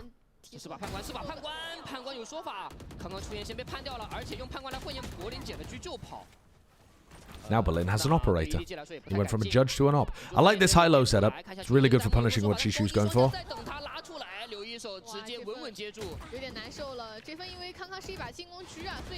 Who's the better Sentinel pick for new Breeze, Waylord or Dragonite? I would say for Breeze, you probably want Dragonite. I think Waylord dominates on smaller maps because his size advantage obviously is just overwhelming. So on maps like Split or Bind, Waylord is just crazy because you just fill up all of the space. But Breeze is so big, it even makes Waylord look a little small. So I think you want Dragonite there. Also, the ability to fly is just so OP. So yeah, that's... I think probably the best Sentinel pick.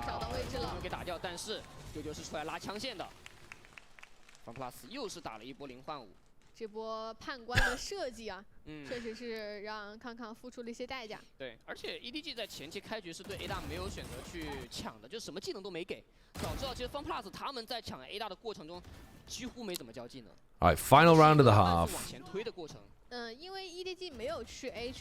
And we still have an ult to use for nobody. Oh, we also have the showstopper online now as well. Double, triple op! Triple op setup. They will die to the ops. They have an op on every site. Wow, the stun is so fast there afterwards as well from Autumn. Here's another op. Oh, Kankan gets the kill on TCH's op. And they take A instantly. Good reaction from Kankan. He read what was happening there. He knew that there was 2 over towards B. So he knows that there's max 1 A. Right? He's killed 1. There's 2 B. There's got to be 1 C. No, don't peek. Don't peek. You know that they have an op. They actually have 2 ops, but you know that they have at least 1 op. No need to go for the peek. Now, wouldn't it be nice? Wouldn't it be nice if we could get nobody's Viper ult out somewhere useful? Instead of him just fucking holding it the entire half. There we go. He took tree control and ulted. 这个回防有回复。He's in there. He's in there. 只能够往里面去趟了，因为已经没有先锋，没有人能够帮他们去找位置。而且球球是躲在了跟队友相反的一个方向，在不停。Nice spam to distract. 给压力棍。Oh, Chichu kills both of them anyway. 双杀，9比3的比分。Nice. EDG 在上半场。Okay, actually good half from EDG. I feel like. Yeah, they had a lot more patience being demonstrated there. They also got more value out of Kangkang's attack operator by creating pressure on other sides of the maps for him to, like, for other people to peek into him. Yeah. Nicely done. Now, EDG on their defense side lost the pistol, and then they lost the bonus. And that's basically why they lost the defense side against Rare Atom. They also didn't play the retakes particularly well, but when I went back and VOD reviewed it, I think it was way more important that they were just down 10-6 after they lost pistol and bonus. So, as long as they don't lose pistol and bonus again here, they should be able to just string together enough defensive rounds.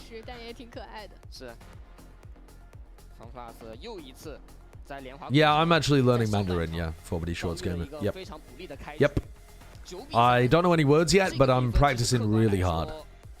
I'm more learning, like, the vibe at the moment instead of any, like, words. I find that that's really helpful with languages in the long run. Is Maid Marian a Disney princess? Yeah, definitely. Why would she not be? You think just because she's not human, she can't be a princess? What kind of anti-Fox propaganda is this? Is the princess in The Princess and the Frog not a princess because she gets turned into a frog? Wait, that's not the plot, is it? No, she does get turned into a frog at some point, doesn't she? She gets turned into a frog because the prince is a frog. Wait, am I... It's called The Princess and the Frog. But I swear the prince is a frog and then she gets turned into a frog as well. Can anyone remember? I'm losing my mind. Bro, what about the mermaid? Yeah, I mean, but mermaids look human. They look more human than a fox or a frog. No, it's the princess in the frog? I don't think that... We watched different movies. We watched very different movies. Alright, so FPX are doing their weird attacking wall again.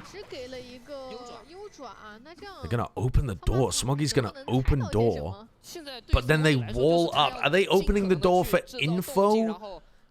Are they... why would you open door and then Viper wall? What does that even do? I thought Smoggy was trying to get a peek behind the Viper wall or something. Dude, Smoggy looks so isolated on A right now. There we go. There we go. We've got some rotates for him. This deep turret is getting them crazy value over towards C. And this deep alarm bot is getting similar towards B.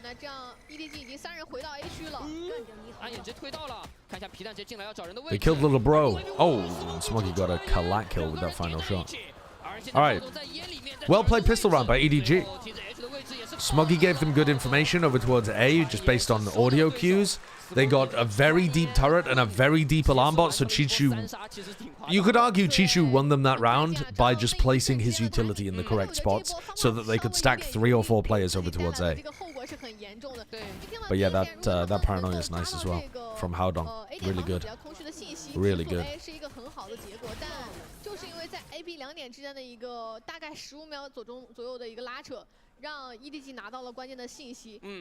No, the frog is a prince and he becomes human again. Yeah, but I thought partway along that journey the princess also became a frog. Maybe I'm waffling. Don't get baited in here, please.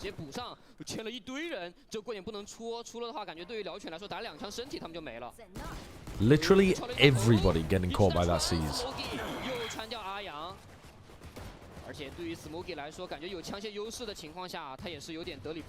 God, the FPX players are so weak. You might find this useful. I'm not going to be able to pronounce that.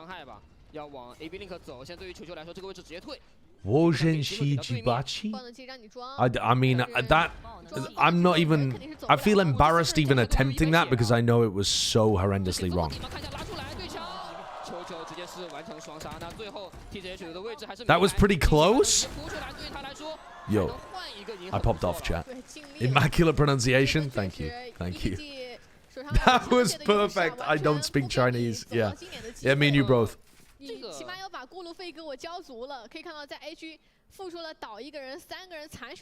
That was pretty close for an Anglophone moron. Was there any need for the clarification afterwards?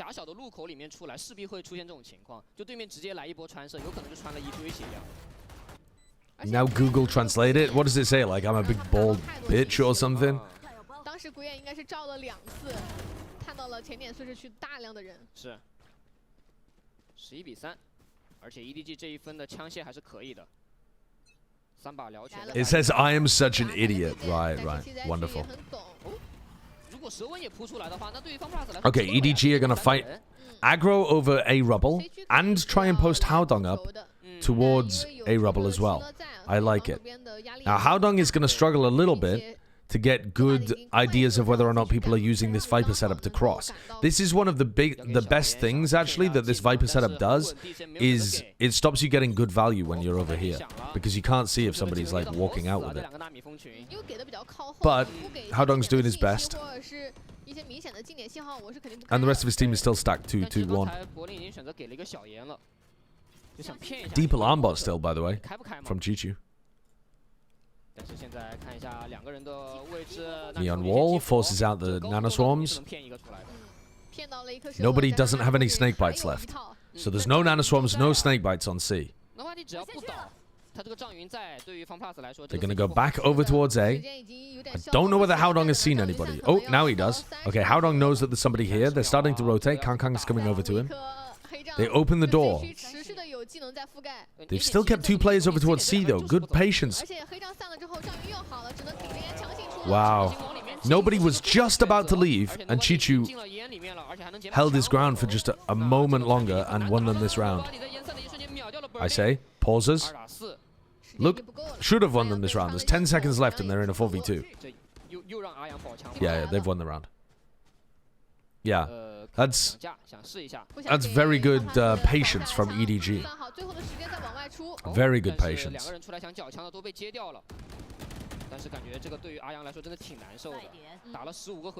Considering that Haodong heard the Viper, heard them open the door, I mean, maybe there just didn't seem like there were enough footsteps. Maybe it was because they weren't using any of the initiator utility. But yeah, Chichu was not moving. Alright, Kang operator, down this line. This wall does not do a huge amount. Obviously, it allows them to cross and get kind of close. But I think Kang can still op from there. Because if they try to go forwards and not towards tree, like Haodong can hold tree and Kang can try and op towards the other direction. Okay. Gets a little more difficult with that orb in his face, but he's still going to be able to go for peaks once it's down. Oh my god, he's going to cross to the other side. He has blast packs to get himself out from here, so it looks really committed. It's not that committed. They're actually going to re-clear C at the same time, chat. Chichu and Nobody are going for a push out of C right now. Their alarm bot is still up on B. They've got to think it's A currently.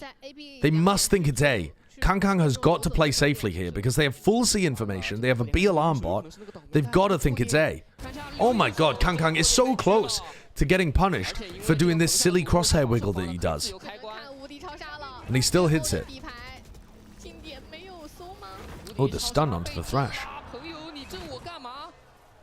Did that catch? No, it didn't catch onto Haodong. Haodong's position is like exposed to every angle there could possibly be.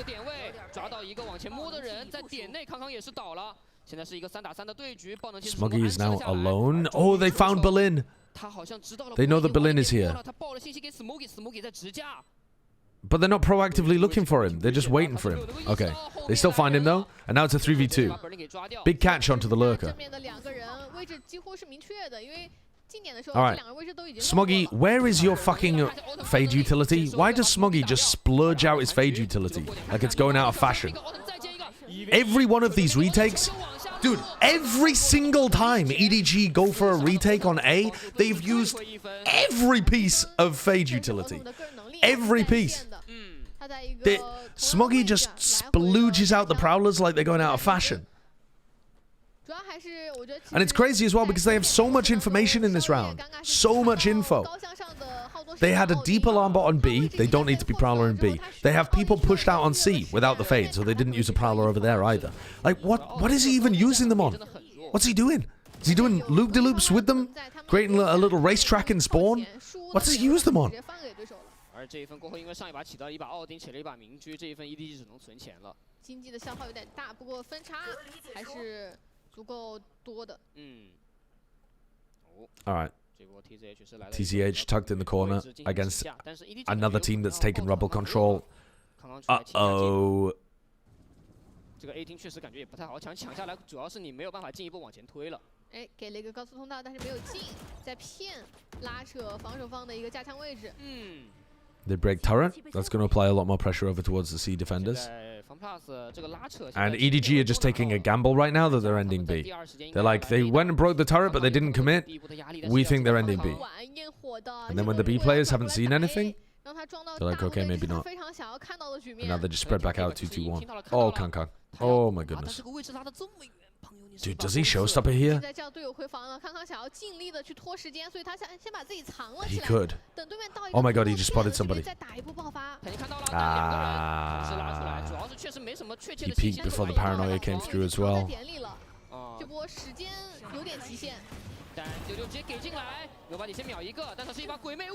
How is nobody killing at 2 and keeping tree control? How did nobody just kill 3 and make this a 1v1? 但这波 AY 有捡枪的机会吗？球球刚才是不是还破了个门啊？ Wait a second. 有听到球球大概的位置的。再加上只是手术，你就只要架这一个近点就好了。对。但爆能器其实并不是 Oh, he's got the wrong read. 是，所以球球就很怀疑对面绕了。 The wingman planted, so I think he doesn't quite know where Berlin is. He's just wasting too much time here, unfortunately. Just the wrong read of where the player's going to be. And T, well, actually a bit of a weird peek by Berlin even offering that up, but yeah. All good. 毕竟是FunPlus的头脑，这种费特战术值大部分是依照柏林的临场。Nobody being able to get both of those headshots 擅长在这种台上去 pretty spectacular. 的心理，而这波爆能器的 How's he managed that? All right, huge ultimates for both teams. This should be an explosive round, and it's another one where it's like it knocks them down onto an eco, right? So. 这个下了4把枪，对于 EDG 来说是可以接受的。It's another round for FPX to really send the ults, and EDG will want to counter if they get into a decent position. Otherwise, they can just save their ults and win a round where FPX don't have any. Kind of depends what the flavor of the round looks like. 两边的终极技能都很多。 Interesting that they have Kang playing over towards C at the beginning of this round. Is that an anticipation of where the Thrash is going to go? This looks like they're going to... It looks like they're going to blast pack Razor off the turret. Yeah, they are. Well, they got rid of the Thrash. They're going to start pushing people into Haodong or Smoggy.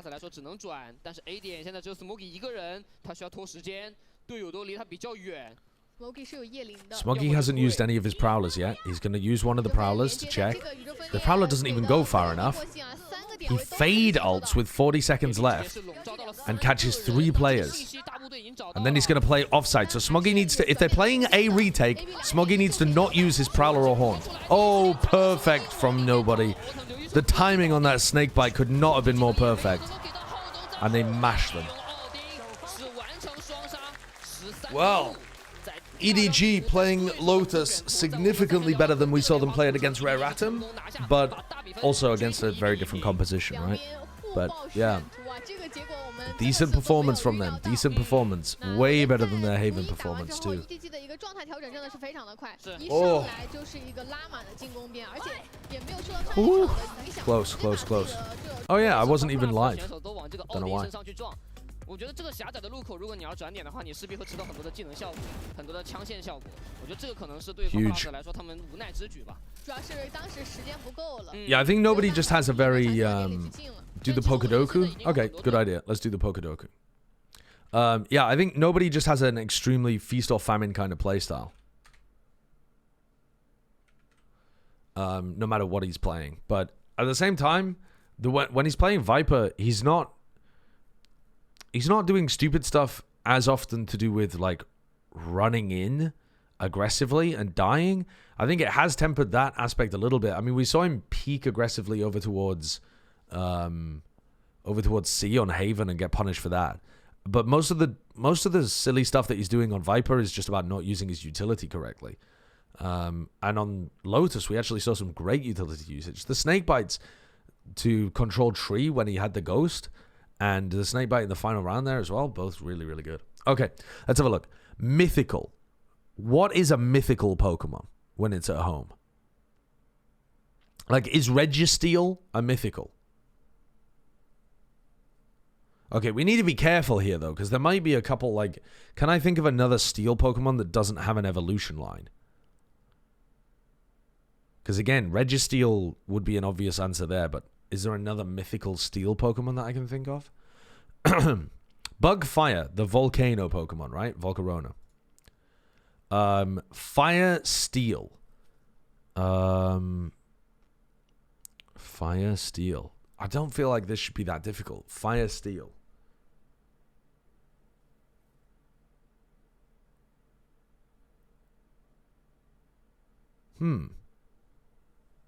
I can't actually think of one.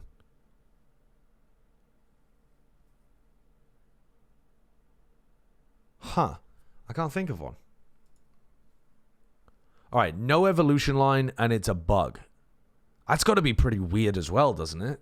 Because most bugs are like early game, have a lot of evolutions or evolve really quickly.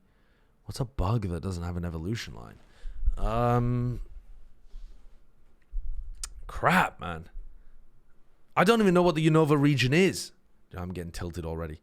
I'm going to lock in Registeel here. What? Registeel isn't a mythical? What does mythical mean? What does mythical mean? Okay, I'm going to go for Registeel here. I do not know what the word Registeel means. Sorry, I don't... fucking hell. I do not know what the word... Jesus Christ. I don't know what the word mythical means in the context of Pokemon. Right. A bug Pokemon that... Oh, what are these...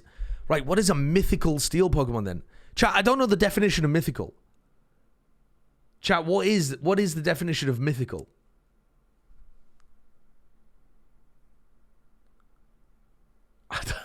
You've put it in emote only, for fuck's sake. Alright, well...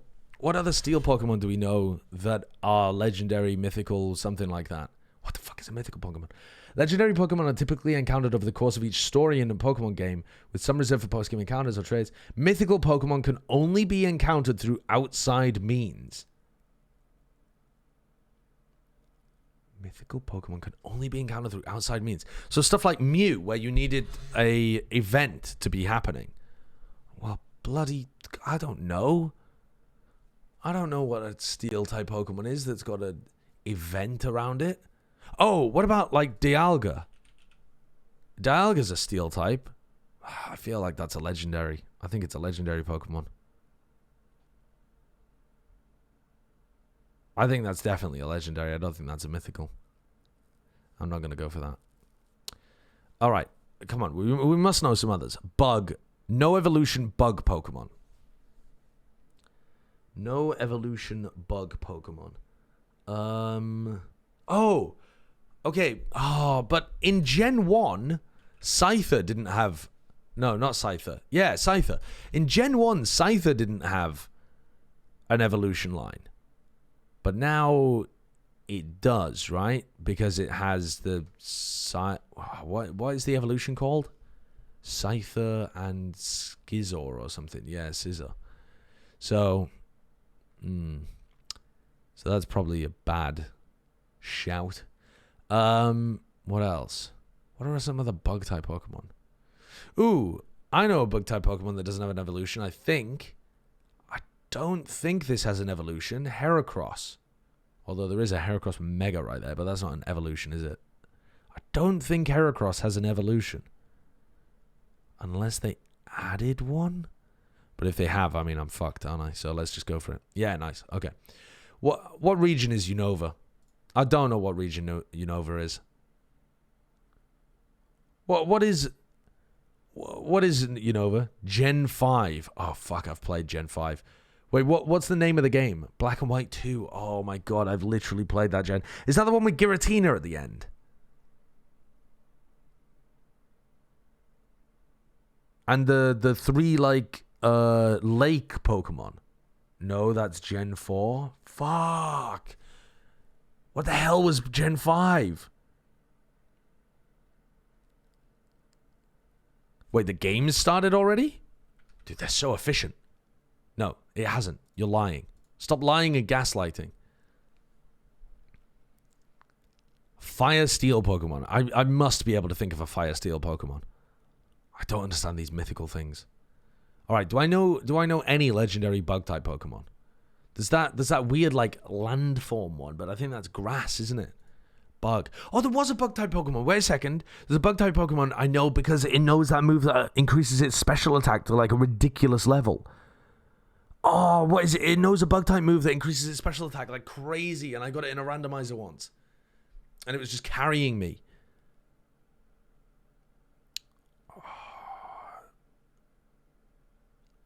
Dude, all I can think of is Sriracha.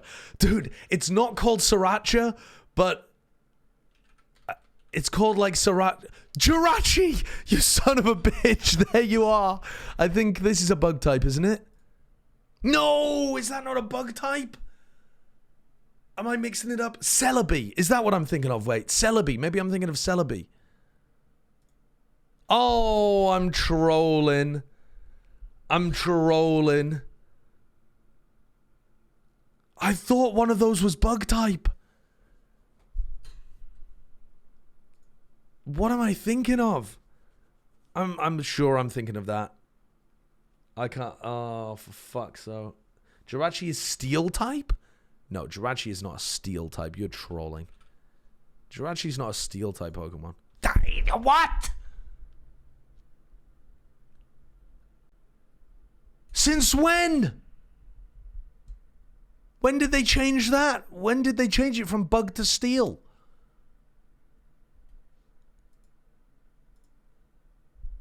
That's ridiculous. Okay, what gen is Unova? I've given up with all of this. What Ho-Oh? Fuck knows. Fire Steel. I don't fiery steely Pokemon. What would you get if you mixed fire and steel together? Lava. Lava. Escavalier. That could be a fire steel Pokemon. Fuck it. No, it's not. What a terrible puzzle. What a terrible puzzle. Heatran. Oh my god, I've had a Heatran before. I forgot that was a steel Pokemon. What is this then? Wait, what? Oh, that's right. Mythical Steel. Wow. Melmetal. Dude. What is this? Unova region. I've never seen any of these Pokemon before. Heatmore? The hell are you? Ordino. I do remember Ordino, but I thought it evolved into something else. Oh, I could have gone for the legendaries, couldn't I? I could have gone for Zekrom or Reshiram. Oh, that was stupid. Yeah. Emboar. I forgot that was Gen 4. I literally guessed that recently as well. What a dumbass I am. What a Pokemon dumbass. To think that I owe my... I posted a video recently of when we started doing the Soul Link. And it was... we bet my mustache on it. Okay, what is this comp? Okay, I quite like the EDG comp. I think they've got some cooking ideas with it. Oh my god, Kankan just took so much damage. But I also think that it really struggles against the KO, which is super good on the defense of this map. I think it's weird that they're playing Raze, but we'll see what Autumn does with it. But otherwise, alright comp. I would prefer it if they were playing the Harbor instead of the Astra. Autumn 这边是直接起到了一把正义在架中路，丢丢先给出来，给过点。Autumn 这个过点有没有说法？两枪，先把 Even after the heal, Kangkang dies. 这个黄桥来的晚了一点，给的稍微有点慢。点内看一下 Berlin 的位置是被闪到了，但 Nobody 这边是先接一个。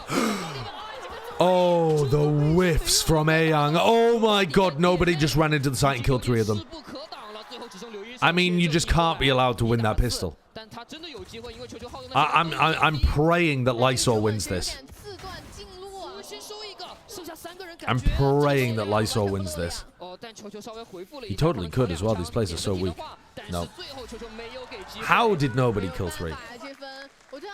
The first kill is really good from nobody. The second kill is ridiculous. Horrible whiff by Ayoung. The third kill, just nobody being a really good player. I mean, that is so silly. Oh, what a whiff. What a whiff, Ayoung.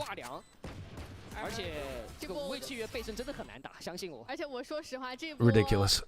Nobody 的轻甲确实是有东西的，最后5滴血活了下来。那看一下，来到第2分，康康是直接起到了一把。What is this wall? Smokey 拿到了他自己的比较擅长的正义。 Why does FPX insist on running just the weirdest walls? This is like the one that Boaster did.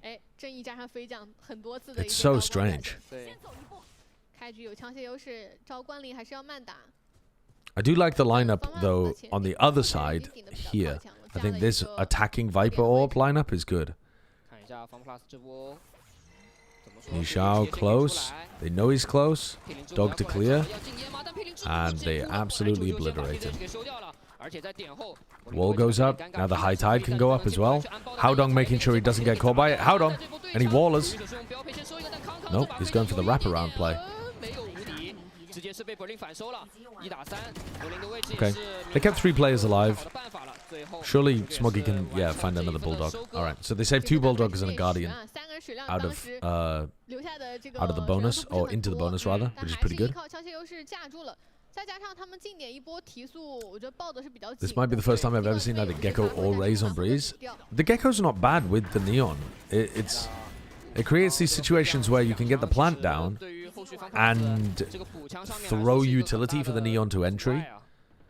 When you still have like Molly for post, it's not a terrible pick. It's just, is it better than the KO? Alright, so bonus round strat, they're going straight up mid. More standard wall being thrown here by Lysol that goes into mid. It's still not one that I'm huge on, but it is a more standard wall. So they have some mid control, but Haodong didn't go elbow, so they don't have a good high tide. Like normally a high tide that goes like this is going to be super useful. But they managed to punish the info repeat. I'd like to see them use a smoke here so that Kangkang could adjust his attention somewhere else. But Haodong's already used the high tide to try and pressure like they're going for an A split. Kangkang's just kind of relying on taking fights against anybody over towards B. He doesn't have anyone watching his double doors right now. It's such an uncomfortable position for Kangkang to be playing in. Now he's going to take a fight over towards door and die. He doesn't have a teammate to play off. The beginning of this round made sense. Oh my god, hello! Hello! Haodong just was like, that's weird. They put a new wall here that I can't walk through. Haodong, my D key isn't working anymore. That's so funny. What the fuck, bro? 但是球球现在距离 B 区有点远，时间不太够了。而且正面的 Smokey 只有一把正义，他 pick 出来已经看到。This bonus is not bad for EDG results-wise, but it could have been a lot better. It could have been a lot better. I think if you want to play a mid-control round, try and bait somebody coming into you, you just need to throw, instead of Haodong throwing his smoke randomly into A, just have Haodong go elbow, throw the smoke so that Kangkang can get out, and then you can all reset into actually execing a site. Instead of having this weird double lurk situation where Kangkang's lurking mid, and you have Chishu lurking over towards A. 是正面人确实有点少，而且枪械也不是一个占优的情况嘛。对。那看一下这一分。这分打完 FPX 保留下的3把长枪，其实是非常 OK 的。但两边打到第4个回合，其实终极技能都。Autumn very deep onto this angle. This angle sees all the way down here. And it can also see into sight. But Autumn's position on sight should only get value if they forget to wall, which they haven't. You know, sometimes that is just going to happen. Nothing really you can do about that. Sometimes that is just going to happen. That's a GG go next. But it's actually important that they save. Because 2 of these players can't buy. Look, Kankan can't buy, and nobody can't buy. So they need to save at least 2 rifles here. But they're going to go for it instead. What?! There's no way Berlin kills 2 through the smoke and then whiffs like that, and EDG are going to win! There's no way! Nobody just kills 3 of them again.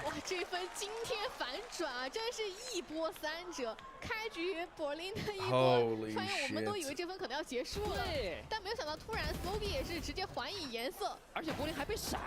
Well, 1 kill through the smoke deserves another, but the fact that Berlin whiffed on nobody and allowed him to kill 3.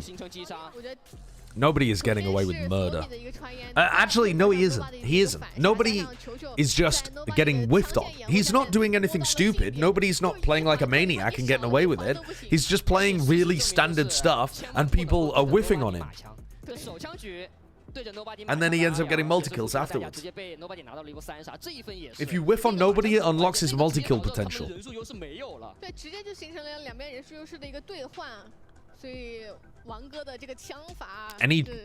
Any Chinese readers? You could see After's notebook just completely open there. Is Cypher on Ascent better now? I think it could be. I think it genuinely could be. I don't think we've seen enough of it to know yet at the pro level, but I think it's possible. Because there's really good cams that you can get that get fantastic info, and a lot of the defense side on Ascent is getting great info. And then I think Cypher also has some busted setups over towards A. You have some good info setups towards B and some good defensive setups towards A. It might be the case that playing passively over towards A main is not good, so Cypher's never meta on that map. But yeah, we won't know unless we see scrims or matches with it. 而对于 EDG 来说，暂停完回来之后，他们肯定会选择先架一会儿，先架会默认，看一下 FunPlus 会不会进行一个防守前压。主要是暂停完回来之后，他们也相信 FunPlus 会做出一些改变。但整体而言，感觉可能对于 FunPlus 而言，他们知道自己的枪不太好，他们也不会去前顶。 Okay, here's kind of the wall that Haodong was doing before. It's like a little A split wall. That is a weird way to path for Kankang. That is so strange. Why would he jump over the cleavage? Oh, another big shot by Haodong. Could make this winnable. Oh, wow! Autumn just beamed down Chishu. Holy shit. Well, that got crushed.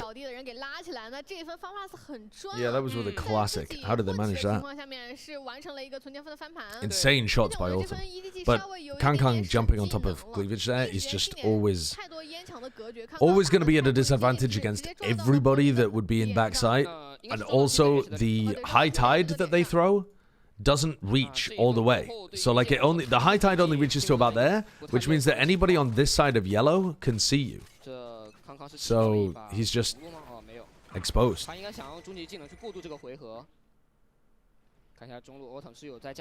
Knife catches onto Haodong, but I don't think it caught Kankang or Smoggy. They forced this. I thought they were half buying, but they forced down. Wait, they've kind of like weird forced though, because Smoggy only has a Marshall. What is going on here with the economy of EDG?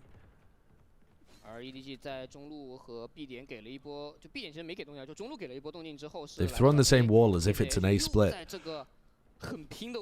And now they're dogging B. taking the orb A. Oh wow, nice play by Kang. Holy shit. Wait, he absolutely rinsed TCH there. He played around his walls so well. He just zipped from side to side of it, getting info inside the wall, found where TCH was playing, and then spammed into it. But now he's overfacing. Now he's getting overconfident. Oh no. Literally, why? You have a high tide to play behind. Just opening yourself up to so many angles, and now the mid lurk is dead as well. Good shot by Autumn.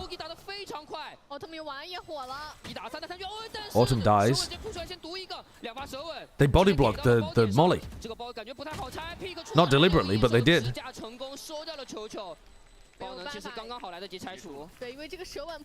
Yeah, amazing entry from Kang, but then just overheating a bit in the post plant, I think. It's fine to play aggressive, but I think he just exposes himself to too many angles there when he has a smoke to be able to play behind. Because he has to worry about somebody being stairs, and he has to worry about somebody peeking him from either side of yellow, and nobody's not close to double doors, so it's not like nobody can help him. And now the economy is just, I mean, what is going on here? They're forcing again. What are they doing? Oh, Jesus. They couldn't decide whether to force or whether to half buy, and so they've just trolled their economy again in this round. Oh, God.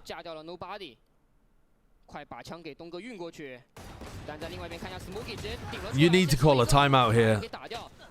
I mean, your team is just losing it. Chichu did get a kill. Oh, but the timing here from Lysor. Wow, Smoggy turns around and deals with it. How on earth did Smoggy recognize that Lysor had taken that timing? And now they've got B, and they're not even going to get punished for trolling their economy. Dude, how does Smoggy... Smoggy made some noise running away into elbow, and he's like, just something in the back of his head's like, this would be a nice timing for the Viper to push out through the pit. And he just turns around and predicts it completely.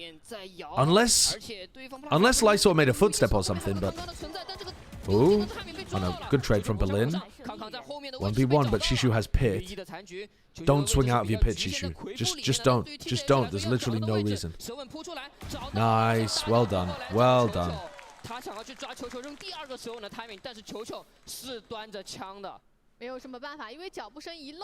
Right, so EDG have just been absolutely saved after mangling their economy in this round. And saved by Smoggy, mostly. Although, yeah, Chichu getting that kill onto Autumn is pretty massive after he was trying to raise ult.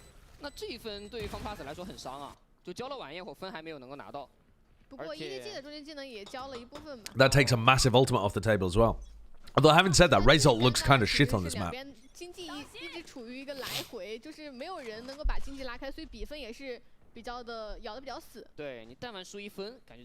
The Rays in general, I'm not really seeing the value of on the defense side. It's not like Autumn's frequently in position to nade them. Here's this same wall that Howdong keeps doing. I don't see the value of it particularly. That wall, that nade did some chip damage. And the recon dart catches Kang. Nobody is frying! And he knows where the Sova is too. Ooh. Misses the spray control. Howdong has a cascade here. Oh, but he's been lit up by the drone. He didn't react quick enough to try and find his timing to use the utility, so he's just caught between three. But Smoggy hits a nice shot, but then doesn't tuck. He goes for a second.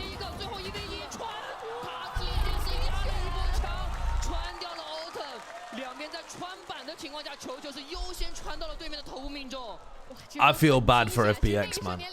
I feel bad for FPX. I feel like they play this round pretty well, but nobody hits...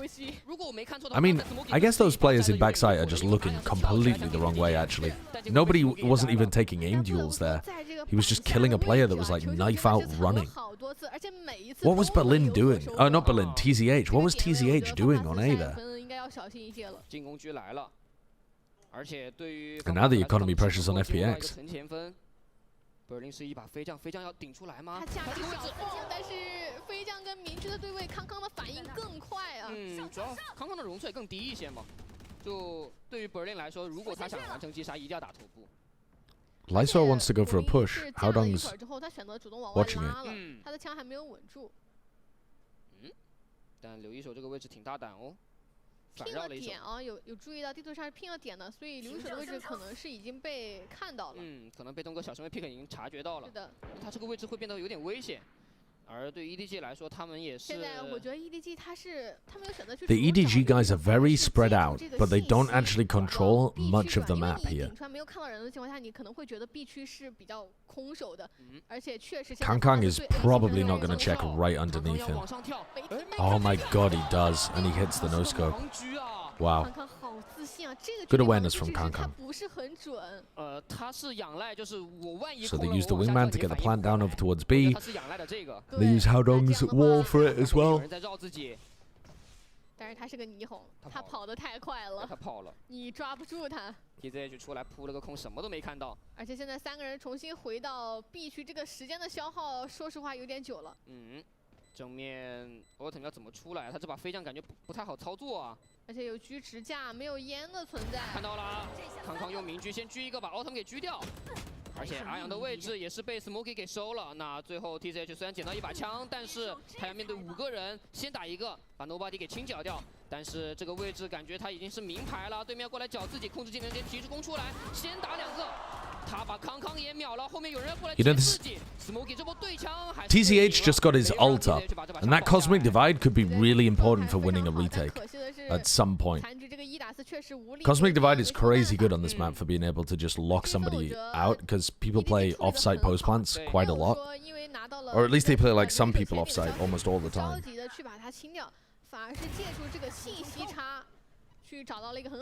We'll see whether it makes a difference. 而且也是放置了人去处理这个顶出来的留一手的。是，但我只能说这也敢盲啊！这个盲狙确实感觉打得很果断，没有犹豫。6比3，而对于so Autumn was going to try and go up there. 哇，这波要是跳上去了，感觉有2个侧身。对，太可惜了。这个是他之前常用的一套战术啊。 Alright, here comes that classic A control. The pull is somewhat nicely timed, but it doesn't slow them down too much. They're still in. They break Recon Dart, which is great for EDG. And now they kind of need the high tide. Wow, they go for a really deep high tide, but 2 of them die before the smoke even gets popped. I don't like that from Haodong. They weren't going for an A split. They weren't going with like a harbor ult or anything that allows them to actually take more space on the side. So just throw your high tide in the same place as the Viper wall in that spot. 现在狂潮是有实现的，狂潮也散了，没有任何烟雾掩护了。看一下这个头边能看到吗？看到，但是 So much of this just comes down to unfavored aim duels for the EDG guys now that they're stuck in the choke point. Yeah, I think one of the biggest advantages of running Viper Harbor is that you get a lot more time to just play the plant, because when the Viper wall goes down, I mean, maybe he got suppressed actually. I guess I didn't check for that. Yeah, he did. He got suppressed, sorry. So the timing of the high tide was as early as he could do it. But I would have liked to see him do a high tide that made his teammates a little more safe. But yeah, I missed the fact that Berlin had landed a huge knife on everyone. I guess actually, yeah, they could have just popped Chishu's wall back up at that point too. Right. So that's put the economy in another weird spot. Kangkang's got the hero rifle because he can ult next round. Kangkang's taken the hero rifle into mid. He's gonna try and take a duel at mid. I kind of want to watch Kangkang's POV right now. As soon as oh my god, they're so fucked. Huge nade from Berlin. So Kangkang would love to have this angle on top into sight, But he doesn't have any smoke potential over here. So he doesn't want to jump up and have to take duels against these guys. So he just ended up getting stuck in mid, not really doing very much with the hero rifle. Chichu kills 2, and now Berlin's isolated on side. Chichu kills 3. Smoggy gets another with the Marshal. What? They're robbing FPX. Thief! Stop! Smoggy 他还有一个无敌超杀，留一手的位置只要但凡暴露了，感觉无敌超杀就可以给了。手稳健先扑出来。但现在有独木的存在啊，也不好穿烟。皮蛋说我找到了，但皮蛋直接是被秒掉了。那现在对于 EDG 来说，只要拖时间就行。留一手还有手稳可以去给。罗巴迪的血量很低，先毒一个把罗巴迪给毒掉了。Wait, this is still winnable. 手稳，留一手还想找机会能找到空隙吗？他往上跳，但是有人在 pick 他。Unfortunately not. 利用飞将士完成收尾。 Dude, they're just skill diffing it. They really are just skill diffing it in some of these rounds. Show me the replay of these. I mean, the nade is excellent from Berlin. Then they kill Kang Kang. It's a 3v5 where one of the players is insanely weak. What the hell? They just don't realize that Chichu is that pushed up. Nice shot from Smoggy as well. God damn. I looked away for 1 second. How did they win? Chichu managed to lurk out through A main with his Viper setup all the way to here. And he killed 2 with really nice Sheriff headshots at yellow.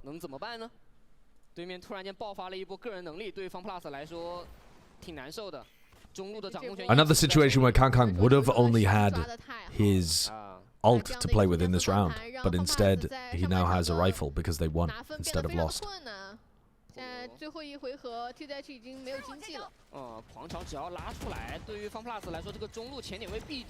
Different high tide. I'm not sure what this one particularly achieves. Kang Kang, again, not really able to take the fights that he wants to in mid because the smoke is not there for Heaven. Chichu's using his orb over towards A, so it's really the high tide that they need to use from Haodong, but he's just not going for it. Here comes the Thrash. Wow. Haodong owns A Young. Where the fuck is that stun going? Ooh, Autumn. Does his best. 2v3 retake.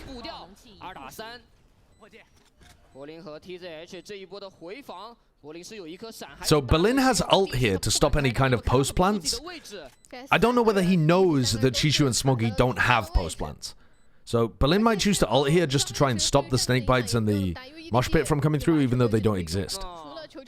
Depends how well they've calmed that kind of stuff and what he's thinking in the moment. But he doesn't go for it anyway.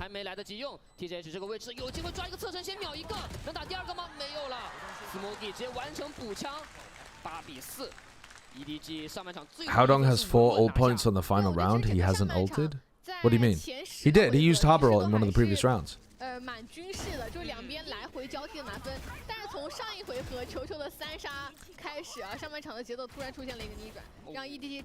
Yeah, he has already ulted this half.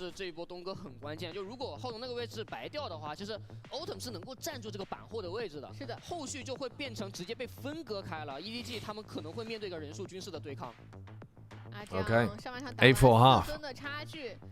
不过对于 FunPlus 来讲，他们这个雷子的体系可能在换面之后会更难受。因为 Did they use the Gecko ult? Yeah, they used the Gecko ult in that final round. They used the Thrash through tunnel, and then the Sova peeked Heaven, and Haodong killed the Sova, and then Haodong tried to scale off the Thrash. Yeah, they used it in the final round. 对，可能比如说你要跳 A， 就只能到金字塔附近，因为你也不太。All right, attack side. I feel like Autumn has been on such a heater. If they just got him on Jet and tried to put an op in his hands and had him pushing aggressively around the map instead of trying to play like a mid-rotate as a raise, I think FPX would have been getting a lot more value out of him. Autumn just looked so good on the Jet. Just play a composition that is going to set Autumn up to fight aggressively at the beginning of rounds, and I feel like FPX would have gone crazy hard on that defense. What the fuck is that? I don't know. I literally don't know. What a meme. I literally don't understand what that is. What any explainers?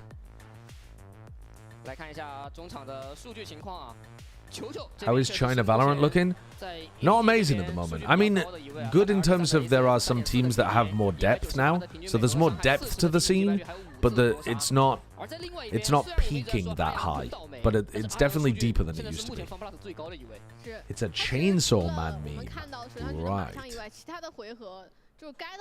Yes, of course, chat.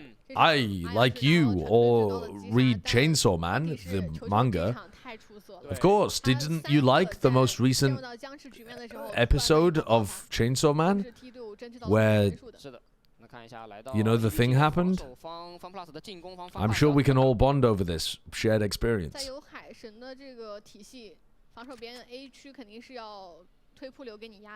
Alright, what is TZH up to here? I do like this wall. It's the flashback wall from Chishu. He's actually done it backwards. He's walled A, and then he's run over to B and thrown the lineup and got into position. Much more difficult to do it this way around.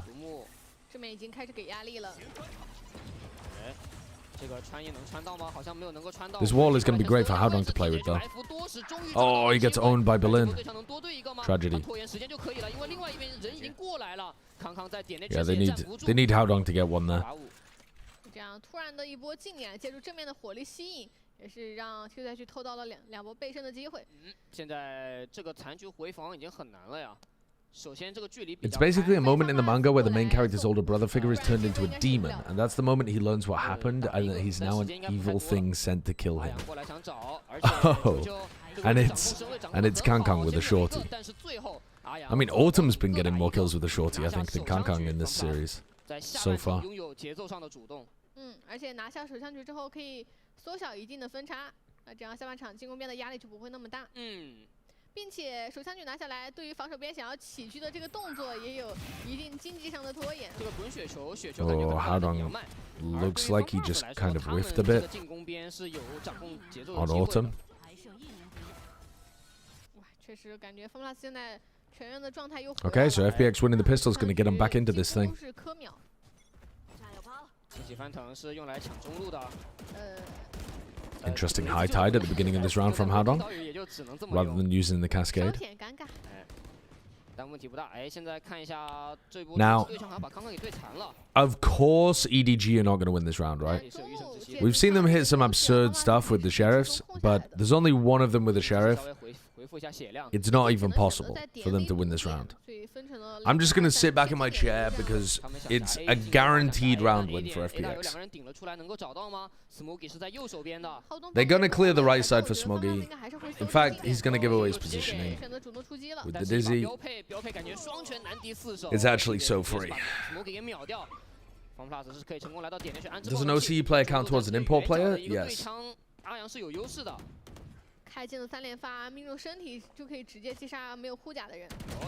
Yeah, Autumn would be the import player for FPX. 而对于 EDG 来说，这个残局也是没有什么可以操作的空间了。对吧？第一，瑟瑟发抖。没办法，脚步太多了。哎，找你一个还是可以的，但是是一把鬼魅，掉的枪不是那么重要，但是哎，他能多打一个，还有引路之损，直接打出来，对面直接开提前枪，留一手，最后还是完成收尾。把 I was never worried. 可以了。 这样的话，吊枪的应该是只掉了一把燎犬，还可以。 So they speak English? They speak a combination of English and Mandarin. Autumn does speak some Mandarin, yeah. But they also speak some English on the team, apparently. 青睐去掌控地图上的能量球，让自己的一些终极技能来得更快一些。他们就是追求一个滚雪球的能力。 所以，对于FPX而言，他们是非常喜欢去打进攻方。主要是他们带雷子的这个体系打一波流也显得有点无力。Okay, 所以大概率还是会先控。Decent rifles from everybody apart from Ayoung. Whoa, double blast pack fast up mid. Nobody flashes to try and keep them back. Kankang cannot push this smoke. Kankang, you literally cannot push that smoke. Don't even think about it. Do not even consider pushing that Astra smoke. You think individual aim or mechanics plays a far too huge role in these games? No. No, I think it's a very good thing that you have the ability to creatively express yourself individually and not just as part of a conglomerate.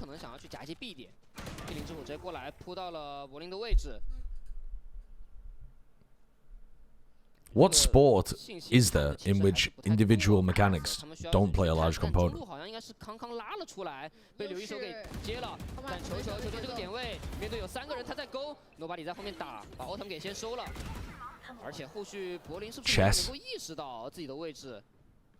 But I mean, mechanics in that sense would just be your decision making, wouldn't it? 就要看一下这波 A 点，浩东怎么处理了。 而现在浩东这个点位变得非常重要，独木直接拉出来，但 Smoke 已经拍马赶到。这个双扇门这个位置是一个180度的架枪，正面刘一手是反杀掉了浩东。Little swoopy peek from Lyso. 压力，他可以选择先规避一下，先给皮蛋 This one's still close. 爆能器 ，FunPlus 是读秒直接是按了下来。 These smokes are interesting, but Smoggy still has a bit of an angle there. He's worried, even though he used the wingman, that someone might have retaken that space. Oh, she was a knife out running through mid. He was so late to the retake anyway. Andy's just giving away his life. Miles, thank you for the 100 bits. Oh, nobody round? Nobody round? Oh, he doesn't know where the last player is. Oh, he's just giving it away. Yeah, bro, Ayoung, you just gave it away. Oh, he heard the jump from nobody, so he thought he'd gone into the water in backside. He thought he was following the flash into backside. That's tragic. From Ayoung's point of view, I guess that kind of makes sense that he would be trying to run away from where he thought the player was, but nobody was so confused as to where Ayoung was actually positioned that it ended up just giving the round away. How many of the top Overwatch pros could you see switching and having success? The Sire players rather than the Carpes, if you will? Oh, I really have no idea. I think it's kind of random. I don't think... I couldn't have predicted that Sire player would have more success than Carpe in this game. And I also couldn't have really predicted that, like... I don't know. Baby Bay would be better than Corey. Well, I guess that does make some level of sense because Baby Bay's had a competitive history playing. What was it? Crossfire before, right? Not Crossfire? I feel like I'm getting the game wrong. Was it Crossfire or was it something else? But anyway, I don't. Without knowing their competitive history and like what they played beforehand, I don't think looking at their Overwatch gameplay, there's really like translatable skills that you can tell one-to-one. Esports is random. I mean, there's a lot of factors that go into it beyond just were you good in a different game. He did, yeah. Baby Bay got banned when he was like 14 playing Counter-Strike. He had a back ban. All right. How are you going to hold this? You have Seekers. Oh, nobody got caught by the knife. Well, nobody is now just a fucking sponge so that Chichu can win the round. Oh, and he almost does. Smoggy's coming into Flood. Nice by Autumn. Very patient. Kang though swings TCH, and it's all down to Autumn, who's one shot. Hit him in the head anyway. Good flood defending by Smoggy and Kang there. And nice from Chichu playing off the fact that nobody was just soaking up utility. Actual utility sponge gameplay from nobody.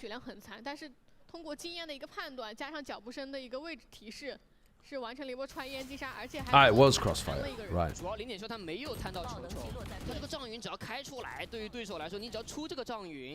Hi chat, EDG looking better again? Well, I don't think FPX are amazing on this map.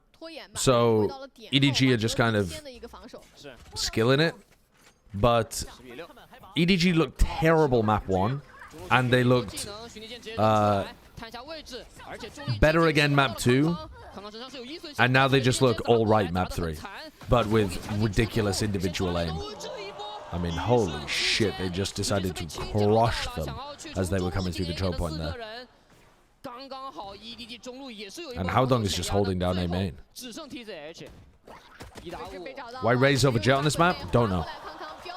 I literally don't know the answer to that, Pask. I think they would have a lot more success if Autumn was playing Jet, because he would be able to be a lot more aggressive on the extremities on their defense side. He'd be able to push mid a lot more and feel free to get out on his own time. I don't know. Doesn't make sense to me. I think this new Breeze is actually better, but a lot of people disagree. I think I really like the way that this new Breeze plays. I think it prioritizes elbow control instead of mid control, which I think is a good thing. And I also like the redesign over towards B. I think it simplified things a little more. And I like the fact that Halls is gone. So as a mid player, you don't have as much bullshit to have to worry about, like timing based shit. I think it's fine. I think it's good. I think when Halls existed, mid was not that useful. So by getting rid of Halls, they've actually put a prio on mid control and fighting, and it just makes the map more, yeah, more. Yeah, I think it flows better. It's less fun to watch. Maybe. It's a bit more of like a map control map now compared to, well, a map control or like big burst execs, but yeah, it's I could see it being less fun to watch because Halls is gone. Yeah.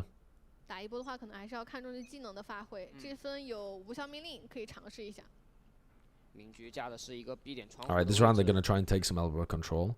They have Raze ult, sorry, not Raze ult to work with, but they have big ults to work with and the rest of it.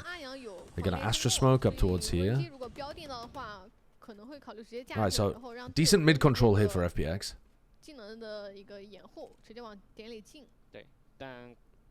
Again, if EDG had a jet or something like that, they could potentially push out on one side or another. What? Okay, the Viper ult on A. They spotted a player over towards A Link and just decided to, towards double doors. They also re-dogged mid. Wow, nobody's actually just got them really good info. No, well, I don't know why nobody used both of his flashes there. He already had good info. He knew that there was nobody close mid, and he knew that there was nobody elbow. And then he just threw out his second flash as well to check deep mid, which doesn't even tell you anything. And now he doesn't have a flash to be able to defend with. I mean, maybe he's just assuming he won't be able to use it anyway once the site hit comes through. Big entry from Autumn. Oh my god, a huge double entry from Autumn. He's rocked it. He's absolutely rocked it. Alright, really using the fact that they have mid control too. They went back, you know, they took mid control with elbow, they went back, and then they re-contact cleared elbow and went for a B split. And they completely caught the timing. Had fantastic entries, and the round should be over.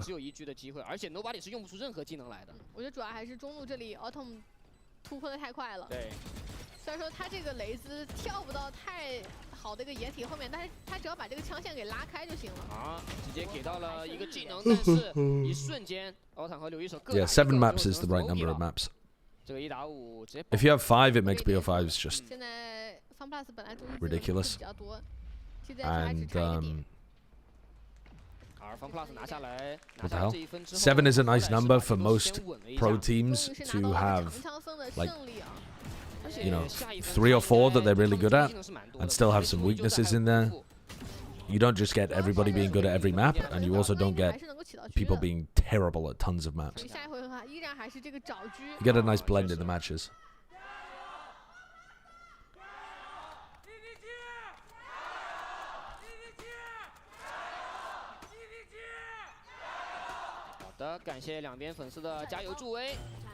Alright, same kind of mid control as we saw 2 rounds ago. The recon's a nice touch there as well, although I can't tell exactly where it landed, but I think it cleared out elbow, right?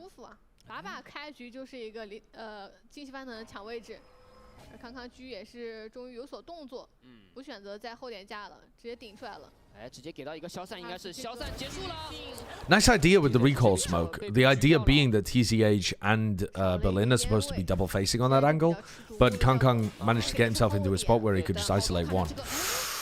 Haodong also almost gave away his positioning there, or rather, not his positioning, but like gave away a free kill. Kang Kang manages to get another kill, but eventually gets overwhelmed.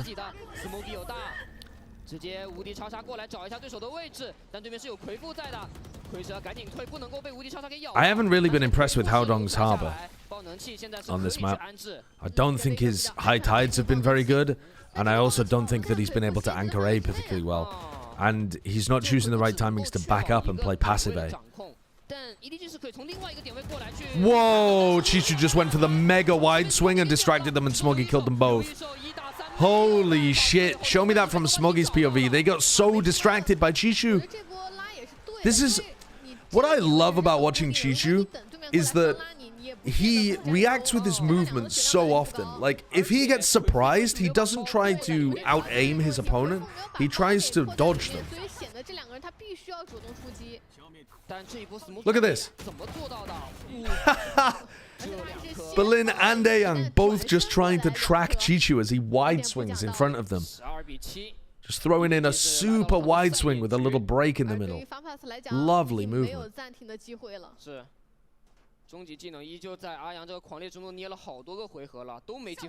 Kang still with the operator. Harbor ult as well for Haodong. Haodong's going to throw the cascade at the beginning of the round. They're trying to wait out the recon dart here. That's where the recon goes. What a lovely recon dart, actually. That's a bounce recon off elbow that lands in this corner, so it clears out anybody that might be pushing elbow or anybody that goes in front of this line. What a great recon. Oh my god, you body blocked. Holy shit. Chishu nearly got Kang killed there.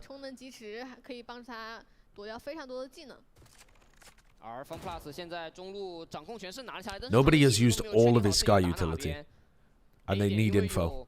So they're going to push out B main. Kang needs to just play a situation where he can get one and fall off. This is a pretty good angle. Remember, his teammates are holding B main. But as soon as this Viper... Now that they're not holding B main, as soon as the Viper orb goes down, he has to leave. Yeah, okay, so Viper orb's about to go down and he repositions. Stun to try and stop people from scaling. He has to be worried about the recon as well. Nobody dies, and now Kang has to come in and help Chishu. Where is Kang? There he is. He grabbed a kill with his op of all things, even though he had the ult. Oh my god, he's owning it. He's actually fucking owning it. Incredible decision making there from Kang.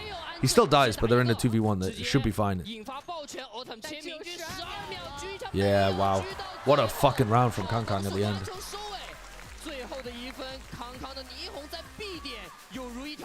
Yeah, so an alright map there from EDG. Probably not quite as good as they played on Lotus, but pretty similar actually, all things considered. It's not... I don't know. It's... There are certain moments where they're lighting the world on fire. Like, for example, Kang's play at the end there. Some great little coordinated plays, like the Chishu play with Smoggy, or like nobody just running around getting triple kills all over the place. I say running around as if he's doing anything silly, but he really wasn't. Like that's the thing. Nobody was just playing a really standard way. He was just getting a ton of kills. His aim was on point. But yeah, I don't think Haodong played particularly well, and I think that EDG would really get pressured by a team playing a default Breeze comp well.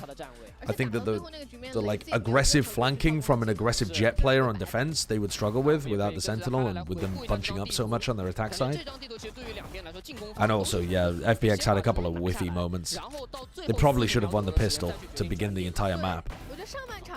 And then this round as well. Round 4 they should have won. What was that, 5v3? Where nobody... Berlin whiffed on nobody and he gets another triple kill. What is TCH doing in that moment, man? God damn. The EG players, though, the EDG players, sorry, are really hidden.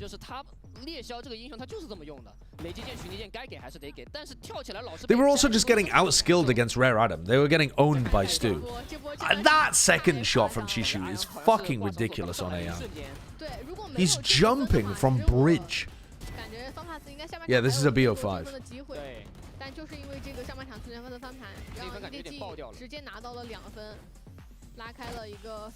But yeah, I'm not a fan of how Haodong is playing the Harbor on this map. I think Haodong's Harbor looks pretty poor.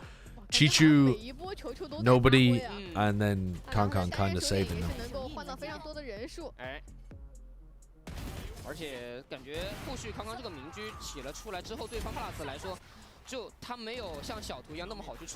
Yeah. The whole Chinese league is just who's feeling it today? No, I don't really agree with that, but I think at the top level, it can be a bit like that. The thing is, there is actually a lot more stability in the Chinese league at the moment than there has been pretty much ever. Like Rare Atom and Trace have both solidified themselves as top 4 teams. FPX has been in and out, but since adding Autumn, they've been mostly in. Attack and Soul look okay as well. It's just that FPX play in such an unorthodox way that it kind of scrambles some of the other stuff, but I think that Rare Atom and Trace have both got some really nice ideas. How's Billy looking? I didn't watch a Billy game recently, actually. They didn't make it deep enough in the tournament for me to see. But I mean, Billy never played that well.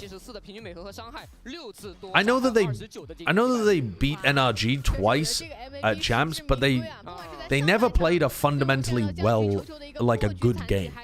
They looked kind of bad in the Chinese scene when they came into Champions, and then at Champions, they played in, again, a really unorthodox manner that caught NRG off guard, and then their players were kind of on fire and getting some crazy stuff working for them, with like the judge and the ridiculous kills that they were getting on Bind in the game against NRG. But they weren't fundamentally a great team. It didn't look like a team that was like, oh, these guys are going to be the next team up in China. No, they were just like a kind of weird, cheesy team. It's a little bit like FPX, but without the firepower, I think. 在这场地图上面来到防守方之后，康康的民居真的有点处理不了。而且你看，率先击败上面其实 FunPlus 更多的，也就意味着其实 EDG 在这场比赛里面打了很多次这种劣势的。Billy have been tragic. They got eliminated by teams that played ISO and Lotus and then Raynor and Breeze. Yeah, that's a bad way of ending things. But yeah, compared to Billy, Rare Atom and Trace are significantly better teams. And I think Rare Atom in particular. But I think Trace is pretty good, even though they finished in, what, 5th this tournament. I think they're actually pretty damn good.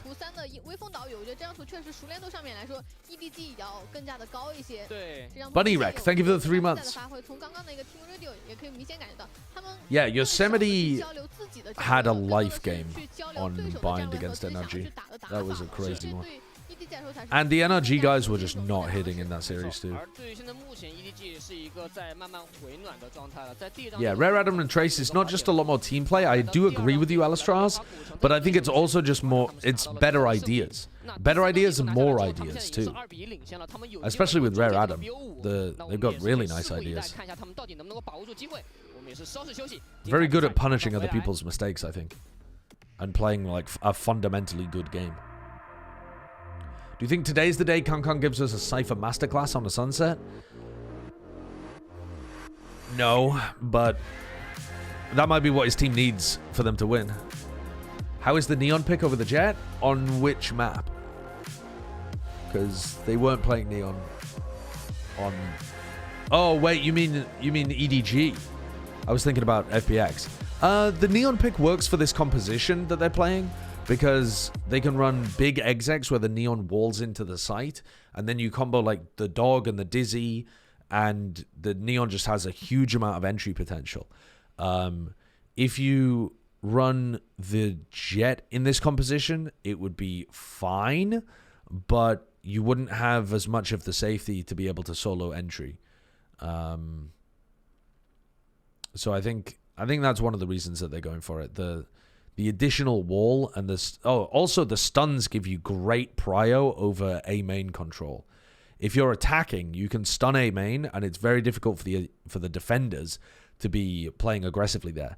And apart from stuns, you can try to shock Molly or something like that, but think about your own experience playing Breeze in ranked. If there is a Jet Opper playing A main and they peek aggressively into you, they're pretty likely to get one and be able to get away. So the Neon is also really good at being able to control against that when you're on the attack side. By the way, I'm really hoping maybe there's some sort of rule like that, since Stu and Yeoman have basically been playing in China for the last year, that they count as Chinese players since they've been playing in China for a while. No. No, I don't believe there is a rule like that. They also haven't really been playing in China for that long. And the rules have already been solidified in the other regions, so I think it was pretty predictable that it was going to work like this. Is there a standout Chinese player who's clearly the best in the region? Is it still Kang? I think Kang has the most skill in the region, probably. But I think he's not playing at his best right now. That seems kind of weird to say when we've just seen that final round on Breeze where he absolutely dominated. But his general level has not been higher than his teammates in these tournaments. This tournament and the other Chinese tournament that I was watching before this, not even the Chinese tournament, sorry, the 10 Global Invitational where they played against like Cloud9 and T1 and stuff like that. Kang's just been in an identity crisis currently, I think. He has been playing a lot of, he's been playing some Cypher and he's been playing some more Rays and he's been playing the Neon on Breeze and he's been playing like different agents and different I don't know, ideas of how he wants to play, and he just ends up making a lot of mistakes or overstepping himself or something like that, overheating. He is still phenomenally talented, but he's not head and shoulders the best player in the region currently. Now, if you're talking about other duelists that are popping the fuck off, Stu is going nuts for Rare Atom. Feng is popping off for Trace. If you're talking about other supportive players, Chishu and Smoggy are both playing really well. It's kind of, I don't think there is one Chinese player at the moment who's head and shoulders above everybody. Because I think, with Kang cooling a little, things end up being a little bit more equal between Kang, Chishu, Smoggy, Stu, Feng, Autumn, even. Those kind of players. All right. So they've made the change here. They've put Kang back on Chamber, and they've just gone back to their old composition. So this is their old comp that they were running.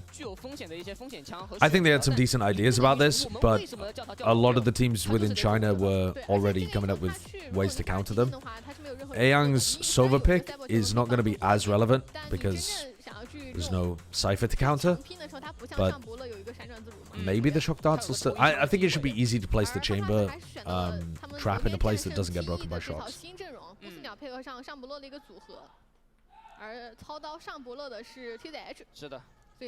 And yeah, FPX going with their classic composition that we saw yesterday. Not classic, they've only played it once before, but yeah, it's like a blend of their two other Sunset comps. So we've got Triple Face in mid with Kang on top of his teleporter. And they've got the trip over here at A. 这个 B 点看一下要给技能要往里面进吗？但是有独木的啊，独木加舌吻能够拖延比较长的时间，而且关键是球拖延的时间能够让 EDG 在中路这个渗透是做的比较足的，摸得很深了这个位置已经。 Okay, so they kill Lysor. They haven't really even had to use a flash. They've just used recon as well. Autumn still has flash to try to pressure here. Ooh, they dodged it. Wow, Chishu's doing a lot of damage, and he's delaying them for a ton of time there for those B main players to come through. Great patient play by Chishu to just control Boba. 的一个绕后就已经成了名牌，而对方 Plus 来说，他们的选择已经是我觉得非常的果断了。三个人反复重生点，但又是球。Just watch your EDG versus Trace video. Oh, that was EDG versus Rare Atom, but yeah. Oh yeah, by the way, I posted a video. If you're wondering what happened against EDG versus Rare Atom, I posted a YouTube video breaking down what was happening in that game, and also walking through all of the important points about Chinese Valorant, like the fact that there's 10 teams in Ascension. It uses the Pacific Ascension format, roster lock on December 1st.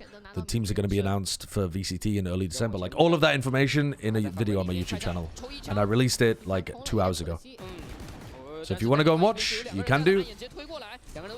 And if you already watched it on the stream, that's also fine. Oh my god, what is Berlin up to? Well, he's dead. But he has found where the trip was placed this round. But the trip has been placed in 2 different places in 2 different rounds. 这第二枪直接是穿掉了 TZH， 这怎么打？2打5，两个人是没有护甲了，而且两个人的位置感觉是明牌了。阿阳这个点位已经倒了。Kankan going for a walk down mid. Loses the Marshal, but not really too bad.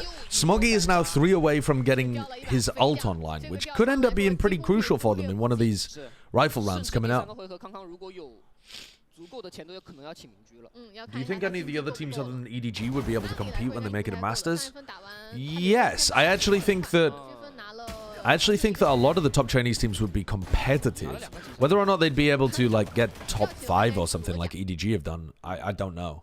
Obviously, Rare Adam look like the best shot outside of EDG at the moment, but they don't have the experience currently. And they wouldn't be allowed to compete because they have 2 Korean players, so it doesn't... I don't know. Alright, so they've got the chamber posted over towards B with the setup. Kankan didn't buy a trip this round. And they've lost Chishu. Why Chishu was holding in the corner instead of holding back here where he can actually snakebite and hold elbow control properly, I'm not exactly sure. He was just trying to outplay them because it's a bonus round, I assume. I think Chishu will normally be playing back here. Is Kankan losing that early fight and leaving his team going mid while they continue the fight? A mistake? I don't know what instance you're referring to, I'm afraid.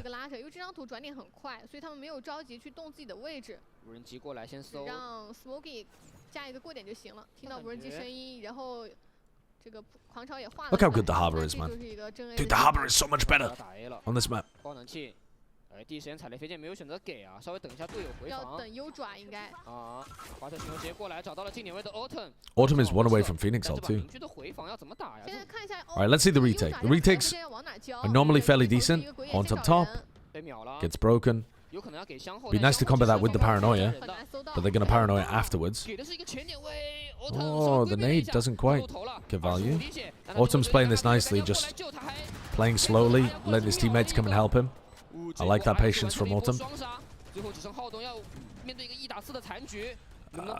Kankan should not really have fucking sent the operator in. Bro. You're on a bonus round, you bought an op, and you've just fucking inted it away.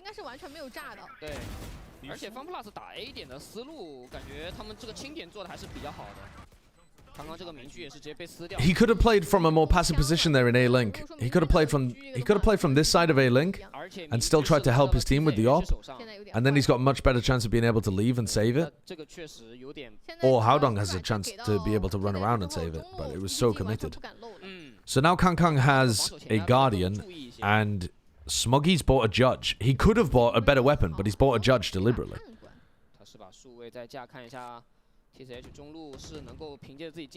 Chishu's holding B.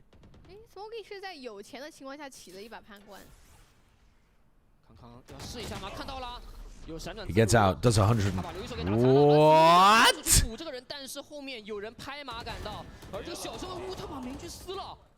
What?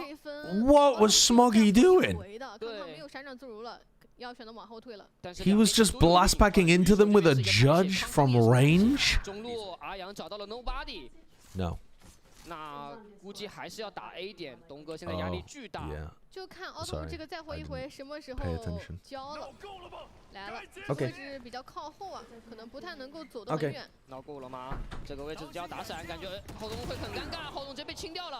这个爆能器方 plus 是可以成功安下来，看一下康康绕了一圈，绕到了后面，数位再点一个，把阿阳也点掉了。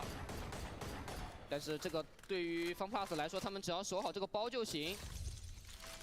想想自如稍微安排一下位置，但3个人的位置都在管道吗？然后让球球来补，但有狙的支架过后 How does Kankan get that? 但这个是完成了一波1换1。 对康康来说，要面对一个1打2的残局，45滴。 Shouldn't have too much of a chance of winning this though. I mean, the time is so low. The plant is in a great spot. Impossible to kill both of these players. He can just save here and give his team a chance. If he saves this weapon as well, oh, he's run straight into Berlin. If he saved that weapon, they would actually be in a nice spot because he would have been able to use his chamber ult. One of his other teammates would be able to buy. You know, he could have dropped the rifle that he got. They would have had some all-right weapons. Alright, I'm gonna be AFK for just a moment, chat. 对 EDG 来说是想要去抓个单，就刚刚抽残了之后，让 Smokey 去利用机体翻层，然后加上判官近距离爆发高的一个伤害，先去完成一个收割，并且 Smokey 会有晚安焰火。我觉得这个可能是当时 EDG 的想法，但是他没想到后面会有人过来。主要 FunPlus 他们的开局默认站位都是就抱的比较紧的，就不会很少会有落单的这种情况，确保了身侧能够有人补枪。康康孤高火力直接组装。 但他这个位置，我觉得对面知道了他有孤高火力的情况下，会处理得更谨慎一些。中路直接画了一个反向的7。但这分 EDG 把自己控制的位置拉得比较靠前啊，这个单向的黑杖给的是对手的重生点附近。而中路 EDG 也是没有选择直接往外顶，那中路掌控权还是在 FunPlus 手里。他们甚至夹 B 点也可以去，然后夹 A 也可以。 EDG 只要做好一个保证，就是你不会过中路这个口子就行。中路有个兵线型啊，所以也不用有太大的压力。你拿到中路也没有用啊，你毕竟还是要往两边辐射才能够取得效果。是。所以现在 FunPlus 还是要重新回到 A 区。Smokey 还是有晚安焰火在的。FunPlus 感觉每一步都摸得好谨慎呀，但这个闪用完之后就没闪了哦，朋友。 这个后续近点看一下鬼眼 Okay. Stop spamming. Chat, stop spamming. Alright, so this was an eco round for EDG. FPX have lost one player already. Trying to get into. Oh my god. Oh, that was so close for nobody. Oh, that's a lot of damage. Oh my god. TCH just has his back to them. Of course that's a thrifty. Of course when I walk away there's a thrifty. 对，我觉得其实 ED 他们这个思路是对的，就哪怕这分是一个存钱分，他们也尽量。Well, they just stacked all of their players there by the look of it. Ah, Smokey got the first kill with the showstopper. That's what we missed. And then they stacked people over here so quickly. Dominated inside the cove. I like that play. Huge round for EDG to win. Making massive use out of the two ultimates as well. Bold from Smoggy to just send it right at the beginning. Smoggy almost didn't buy in time there. Cascade at the beginning of the round and a high tide doesn't seem like the greatest usage of utility from Berlin. They're going to try and flash through their own high tide. Getting slowed as they go through it. Again, doesn't seem like the best way of doing that, but the Phoenix Slash is difficult to dodge.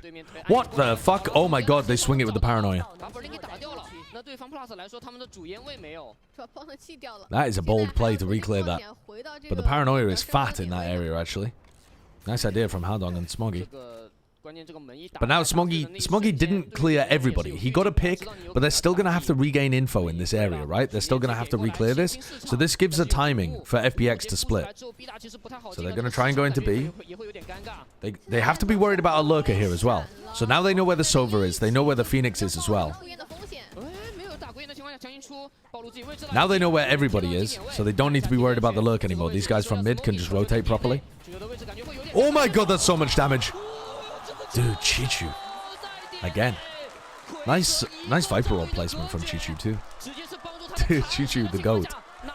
Chichu the GOAT. They're taking so much damage in there.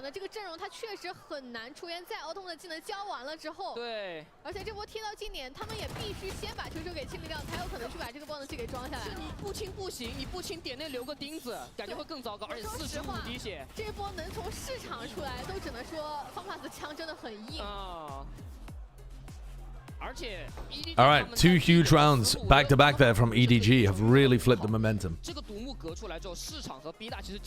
Every one of those were full running. Yeah, but it's such a small confined choke point, and they're all taking decay damage, and they've all taken 30 damage just by touching the Viper Orb as well. It's not that unexpected, is it?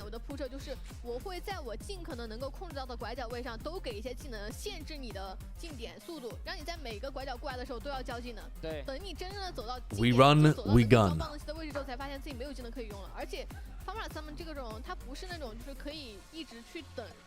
So, FPX need to change something up here. What can they change? I mean, they can try and focus on A hits more, but they can also just go into... They could go into B bursts as well. I feel like B would be a nice place to go to because even though Chishu's been playing there a lot, you can actually get pretty good value, I think, out of the recon dart and the flash. Because you should be able to take this amount of the site fairly easily because Chishu's like putting the orb here and trying to play for backside control. Oh, they're going to pit at the beginning of the round. Well, you can't do that. Everybody on FPX getting blinded by that Phoenix flash.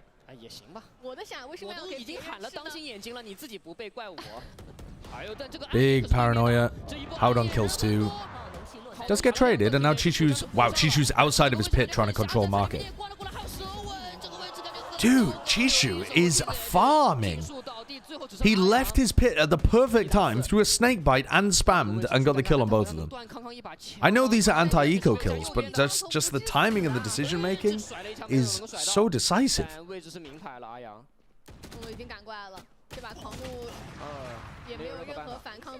God damn.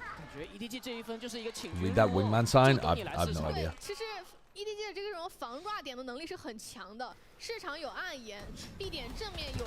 Good blind as well from Howdong. It's so much fun to play market as Omen. It's not fun if they just keep hitting A over and over again, but it is fun if they actually go market. Paranoia is crazy good there. You can play from either side of market as well. You can play from here and throw that paranoia, or you can play from all the way up here, like throw the paranoia like this, and then swing. So good. You can even TP into the corner. Throw that paranoia and then TP into this corner. So they haunt early, don't see anything over towards B. I feel like Ayoung is not the player to be putting enough pressure on B main. Alright, but they're going A, and they drop the orb, punish Kang, who's relying on his reactions to get him out of that situation. So, good punish. Kang's going to have to play a little safer in the future. Oh, they're going to go for a mid re-push and meet all of these FPX players. Chishu gets 1, but they don't really have a way to leave, so they're going to stay and fight.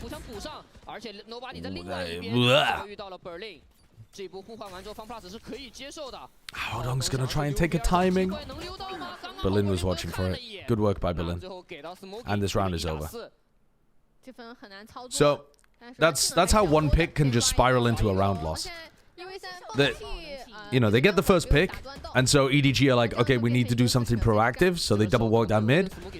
They get caught because FPX decide to choose that moment to go back into mid instead of committing to A.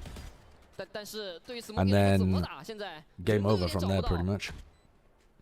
Each play just triggered another play that was losing.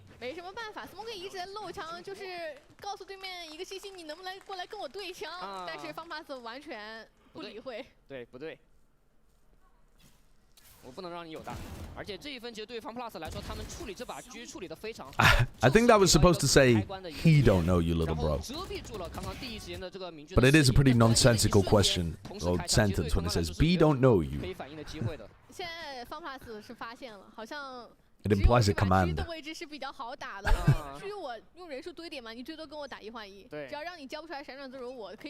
Alright, huge ultimates here for FPX. I mean, they should just be able to send it into A with Phoenix ult and Harbor ult and dominate. Kang swapped his side to the other one. Oh my god, and they paranoia off Smoggy's contact. They don't drop the orb. Why did they just contact through their own Viper orb? Because they think that Kang's not going to hold it anymore? They think no one's going to hold that because they conditioned them in the previous round to be scared of it? Smoggy's like, nah, fuck you, I'm not scared. Just holds the angle, gets the kill. Disgusting. Oh, you guys all know Chichu. Oh, Chichu's personal friends with Lime, MFW, Average Water Enjoyer, Bandia Smile. Ah, right. Oh, Chichu's your kid's godfather, Gnome Life.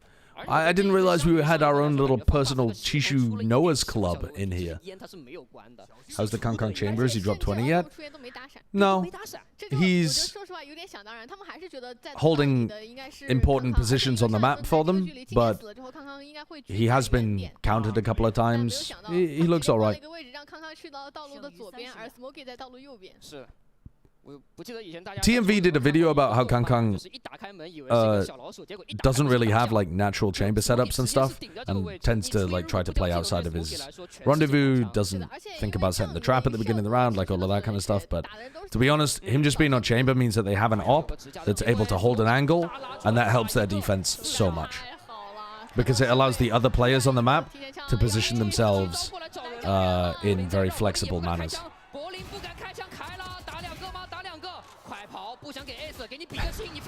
Berlin just killing 2 and surviving. I don't think it's gonna matter. 是的，没问题，这个 ace 没有能够拿到，对于柏林来说已经完成任务了。哎，这样的话，看一下下一分吧。我觉得下一分在出烟的这个过程中，FunPlus 真的要稍微尊重一点对手了。 Nice little one tap by Smoggy. 单拉出烟真的有点不太理智。而且刚才看到是浩东推了一个暗影。So they still have all of those big ultimates. They still have Harbor ult, Phoenix ult to be able to get in somewhere. I feel like this would be fantastic. The Harbor ult is so good to just shove into the upper. Oh, the upper's also walking down mid. This is a nice little setup, actually. And I don't think I've ever seen a chamber play it here before. But I like that. Okay. This is a fake, though. The spike is going towards A. Well, this is weird. Why have they got 3 people on the fake? What are they cooking here? Okay. Autumn's taken so much damage and is trying to heal up. But why have the Viper and Chamber stayed on a double lurk in market? What? Why aren't they in on A? What are FPX cooking? They're so timid and slow on A, even though this was a deliberate fake. I mean, they have got the kill on the reclearer, but did they really need to leave 2 people in market? Couldn't they have just left 1 player around mid and market? Couldn't they have just left the chamber? Why do they need Lysor to be here as well?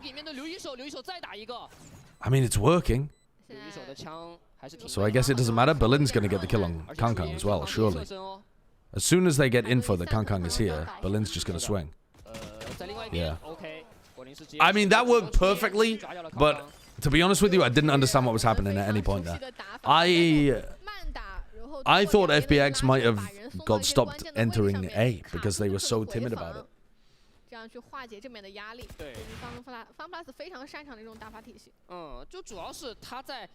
They all got caught trying to reclear those players towards mid, and then 1 player got caught. Haodong got caught over towards A. Wow.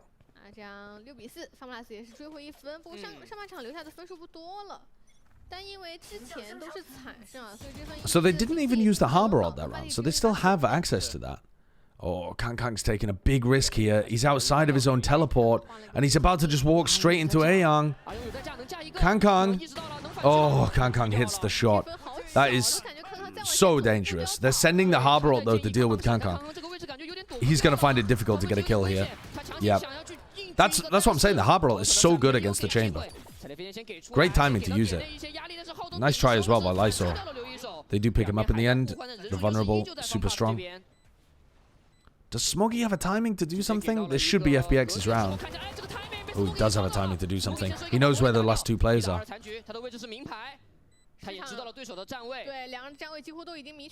Ooh, he doesn't realize he's repositioned B main. He thinks he's still on site.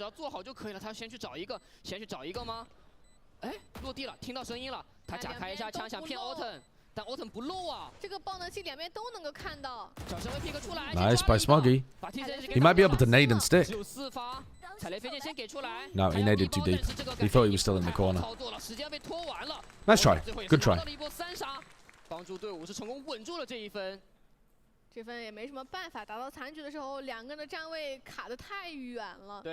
Lysor's aim is so relaxed. I feel like that about a lot of the pro players. It's an aiming style that's really elegant. It's like people like Demon 1 or something. Honestly, Chishu has a pretty like slow, calm aiming style as well. Like Les? Yeah, Les's aiming style is super slow and calm. So is Ye's actually. A lot of the good aimers have that kind of style, where they rely on their movement a lot and just incredible crosshair placement and anticipation of opponents. They flash through this time instead of trying to contact the orb. And Chichu's playing in the spot where I was saying it's just super strong to play here.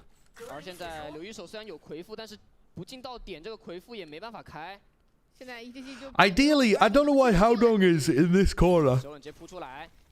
But I guess Chichu's just going to bait for Haodong.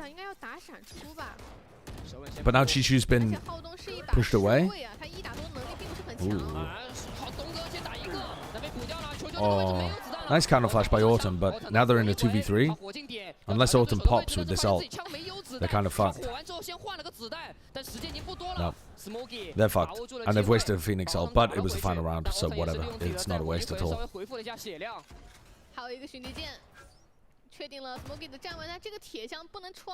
I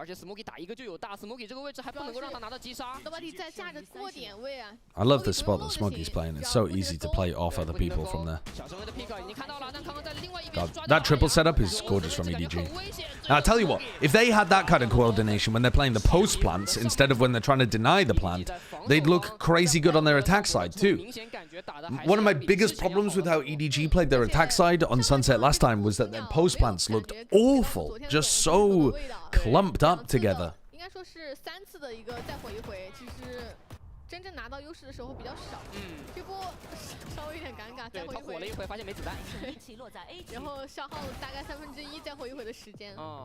So let's see what they bring to the table.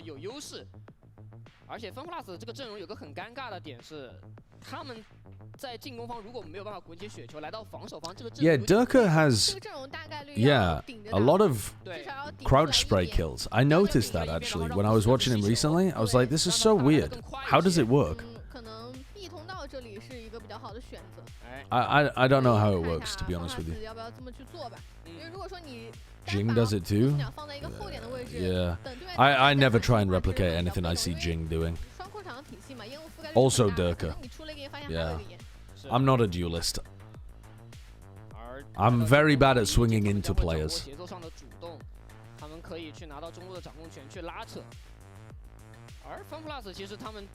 Because you can't? Yeah, literally. Yeah.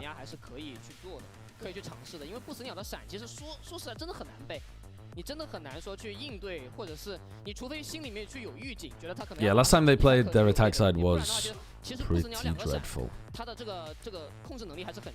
But they also just had really bad execution on alright game plans. So if they improve their execution, they should be able to win this. If they improve their game plans, maybe they'll be able to win this as well, but they need to be able to, you know, have the patience on the lurks, make sure that if Kankan wants to make a play, somebody's distracting for him on some other side of the map. They need to also be trying to focus on making sure that they don't get caught by the Phoenix or the Chamber, too, when they play against this comp.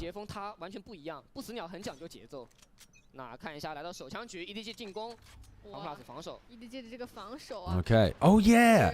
This B main control. I forgot this was a big thing that FPX were doing. FPX were doing this high tide for B main control, and it was absolutely owning Trace. They could not figure out how to take B main against this. And I think the strategy is that you just take a different part of the map and then you contact clear B main, like Kangkang is doing now. Oh. Chichu swung and tried to aim for the Chamber, who just teleported away.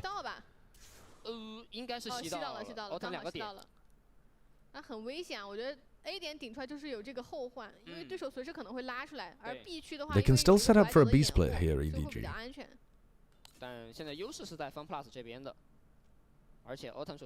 They have paranoia, they have smoke.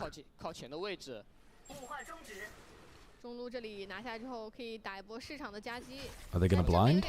Why don't they blind with the haunt? Okay, they blind afterwards. And they should have had a great follow-up on it. But it just took them so long to kill Lysor that Berlin got away with murder. A bit whiffy. Not necessarily a bad game plan, just a little bit whiffy there from EDG. Not bad though, not a bad attempt. 然后其次是在这波超市进来的时候 They dealt with the B main pressure. They created some pressure over towards A, went back into a B split. But yeah, not winning crucial duels. Not even duels, to be honest. Chichu had the jump on Autumn, but was aiming for TCH instead, and then they should have really killed Lysor as soon as he was blinded in the corner.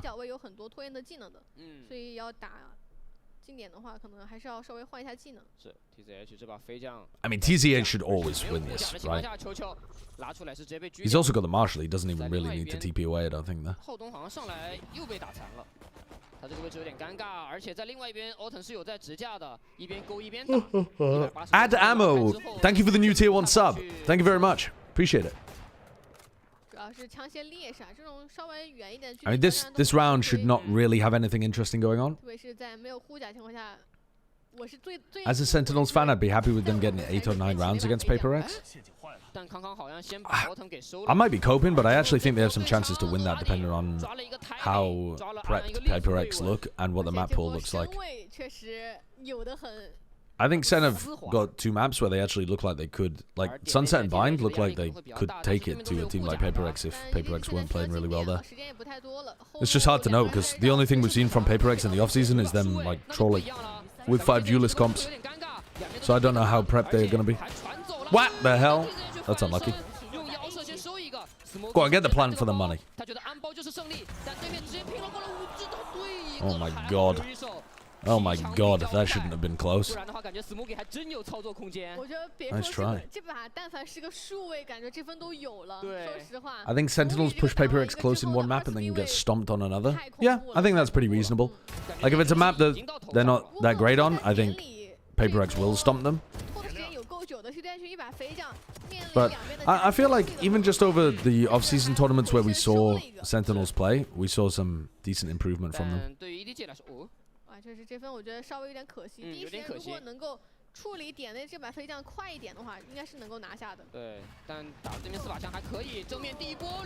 Kangkang tries to contest. The high tide is not good, but FPX still get the round win.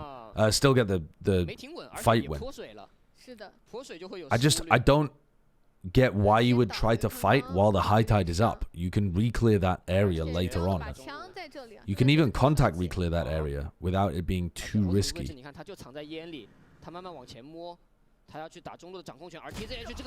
TZH misses, so now they've pushed the chamber back. Do they accelerate? Oh, the tiles push here is just timed so nicely, and they know that there's no trap watching behind. Autumn is going to feast on them. Autumn is going to absolutely feast on them here. I mean, EDG are fucked. They've lost the pistol and the bonus again. Yep. They've lost the pistol and the bonus again to start out on Sunset. Man, that's such a bad decision to commit to the A push after Autumn kills you from behind too. I've got to think they didn't know that he was behind them. When Autumn got the kill onto Smoggy, I assume Smoggy just thought he got spam killed from A link or something.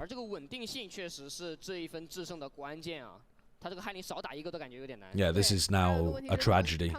FPX are probably going to be able to win this round without using their Phoenix or Harbor ults, and then they've just got massive ults to be able to win in the future.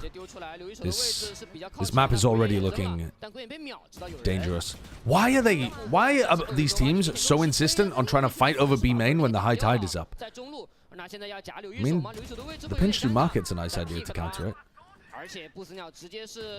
Kangkang has a rifle. Lysor's getting pinched. If they can keep Autumn back, which they do, and they catch Lysor, winnable. Nobody in Kangkang have rifles. Smoggy dies, but that's fine. He wasn't one of the players with the rifle. Chishu gets planned. Nobody's going for a reflank. I don't know if you have time for that, dude. Wow. Wow. Chichu is fucking owning. Okay, now you have time for the reflank.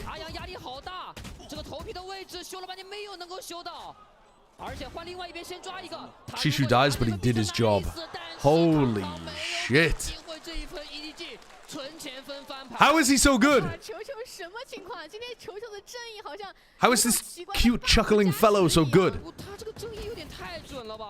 一到劣势局，看到球球的正义，右上角蓦然就会出现一波刷屏。我主要觉得穿第一个有点离谱，然后其实 TZH 拿出来想补枪的时候，他自己枪好像没有端稳，直接拉了出来。That's my friend. That's my close personal friend Chishu. 都没有开出枪来。是。Berlin buying a judge. They have a judge and a spectre. Just when the game looked like it was all going towards FPX, we see a massive eco round. And again, EDG are trying to fight this high tide. Ah! Ah! Why? You can reclear this area later on. Go and take mid at the beginning of the round when you know that they're fighting over it. You know that the Viper and Harbor are always at the front of B in order to throw that utility. Go and take mid. Go and take A. Go back and reclear B later on. Alright, 3v3 still. After that kill onto A Young.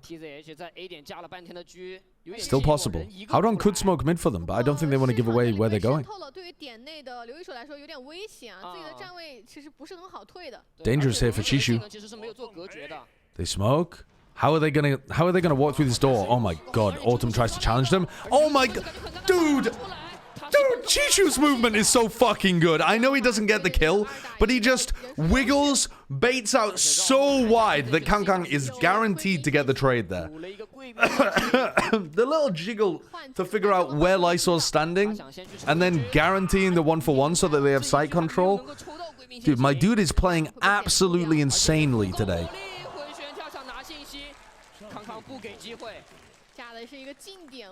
Let's fucking go!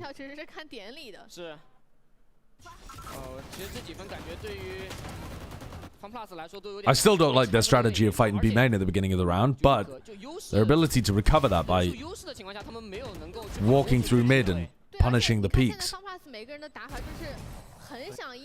FPX have got to be playing a little more scared now, I think, because EDG are just kind of contacting into areas and punishing them for trying to get info.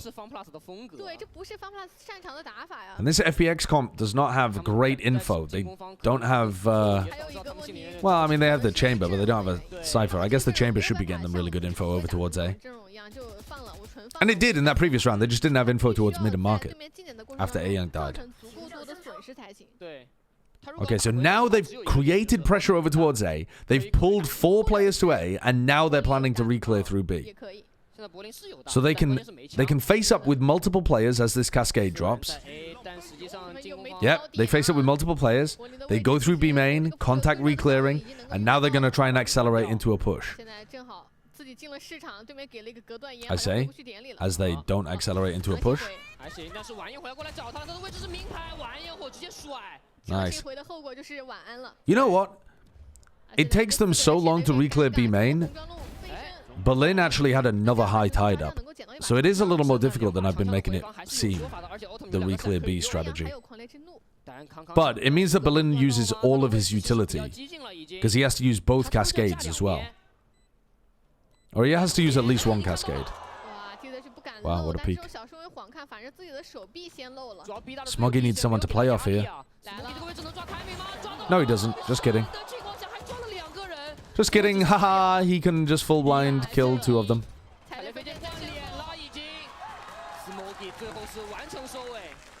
He does see the players before he gets blinded, but that's still a bit wild. Alright, so they use the showstopper on this anti-eco. A small win for FPX, but only a small one.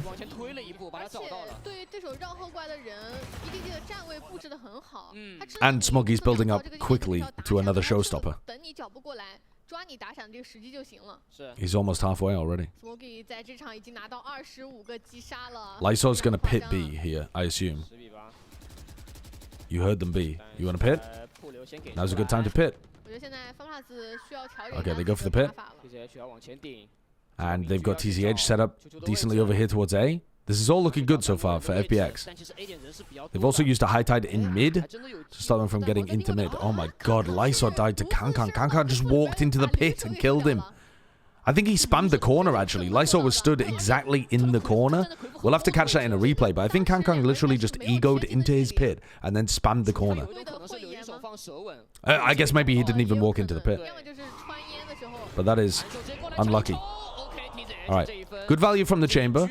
But now he's getting run down. Oh, good work from Smoggy. Great usage of the blast packs there to chase him down. Now, TCH could have TP'd into this corner. Maybe because he was super deep, they knew that he had to be TP'd in elbow. Probably, right? So overall, to try and deny the plant. 比较偏向于但柏林在绕，看柏林的绕后了，这波柏林已经把 Smokey 给收掉了，太大了，直接找人的位置。This is still going to be a tough one for EDG to win. 里面的球球也会被找到，柏林还在等这个生效了。 Howdong really needed to swing wider there. Can Chishu survive this? He's just got so much to deal with. No. Nice try. Good work by FPX. Good harbor roll as well.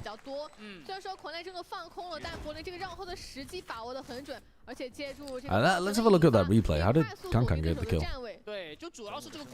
Oh, there's a gap on the side. He didn't even spam, he literally saw him. Why is he leaving the pit? Why would he possibly think it was a good idea to leave the pit and hide in the corner? Why would he do that?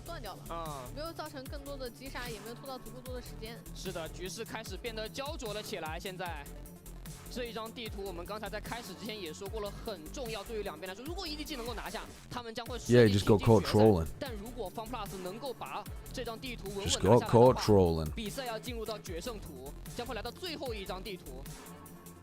Close game this though, close game. EDG 把暂停叫了出来。 两边其实都还握着非常多的暂停没有去用，因为这张图打的真的很接近，最多的时候分 Still anyone's to take, frankly. I think the FPX are getting into some decent positions with their control over A and B main.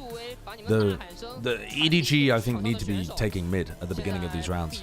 They know that the Harbor Viper are playing really heavily around there. They know that there's people trying to help the chamber setup. So they know that mid, at worst, mid has like a Phoenix and a Sova in that rough area, but you got to think at least one of them is helping the chamber set up on A. So there's probably at the beginning of the round only one player really looking towards mid and market. And then after the B main pressure is put together, then the guy's going to drift over to market. After the chamber is set up, then the guys are going to drift back over to mid from A. So if you take mid early on, you can actually get into good positions to punish them as they re-clear towards mid and market. I'd like to see them do a fast market take, to be honest. Yeah, the first Australian player is looking super good. Autumn looks great.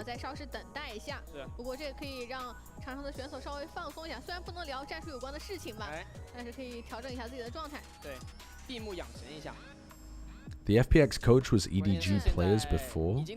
Oh, really? I didn't know that. Has nobody been inting less after the role switches? He hasn't fully swapped, though. I mean, to be honest, he hasn't really been inting very much at all, even when he was playing Sky on Breeze. He's just been playing fairly tight with the team. That hasn't been an issue for them.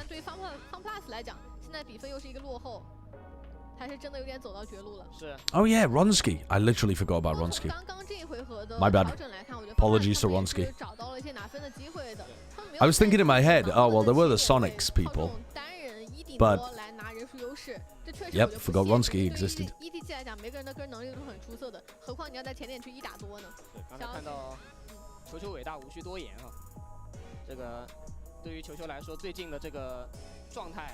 确实是非常夸张。 Well, Bob was one of the Sonics players. That's what I was saying. 这支队伍真的，你怎么不小心？哦，他问的是你怎么不小心进胜者组了？他。But they never really played at a tier 1 level. They moved over to the US and then played like, you know, sometimes tier 2, sometimes like down to tier 3, and then yeah, Bob moved over to Game Changers. 而且我觉得 I 这种慢打的运营方式是国内队伍 I got a hop, but are we getting any Baldur's Gates anytime soon? I'm not sure. I think I'm going to play Minecraft today, so I won't play Baldur's Gate. At the moment, DayZ has kind of taken over from Baldur's Gate. What would I be saying in this timeout? I wouldn't be allowed to talk because it's a tech timeout. What's happening? Just some kind of tech timeout. I'm not sure what, really. But the players and coaches are not allowed to communicate in these.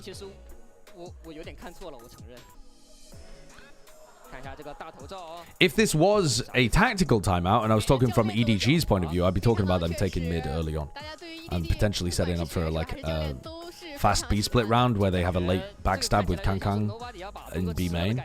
So they send like, they do a 4-1 or a 3-2, but I think a 4-1 would be fine, where only Kangkang goes B main and the other 4 go from mid to market. I think that would be a really good strat against the way that FPX are playing. Send the like Prowler or Paranoia or Home Paranoia or something like that through into market to try and clear that out.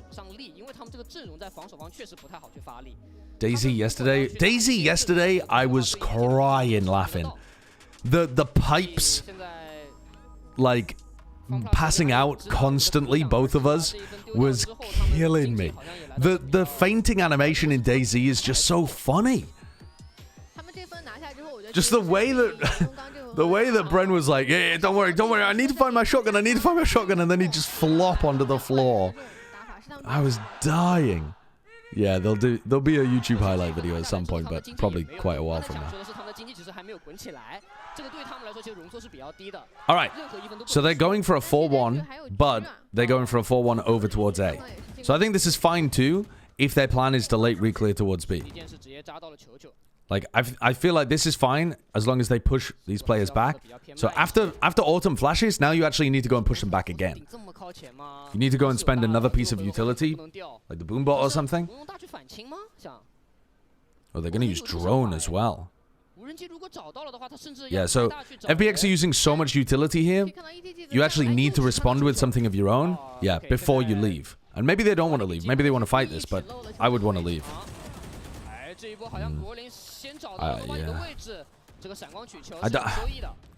I don't know. They know that the Phoenix and Sova are both still there. They know that the... Well, actually, they don't know that the Harbor's there, I suppose. But they've got to suspect that at least there's another player there, because the Chamber's been playing over in that A side as well.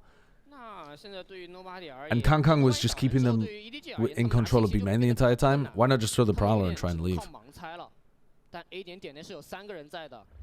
Anyway, now they're kind of committed to the B push, 4v5. Autumn could go for a Phoenix ult for info at some point here, but he's not in a good position. His body would be really exposed. They're going to use the Cove to try and retake info in elbow. I mean, what is going on here? Aeon gets caught, but Berlin is just on site inside his Cove, and they couldn't check for him. They couldn't stop him. The Phoenix ult as well gets great value. And EDG just looked kind of lost there. I mean, what was that round? I can't think that was the game plan going into the round. We're going to 4-1.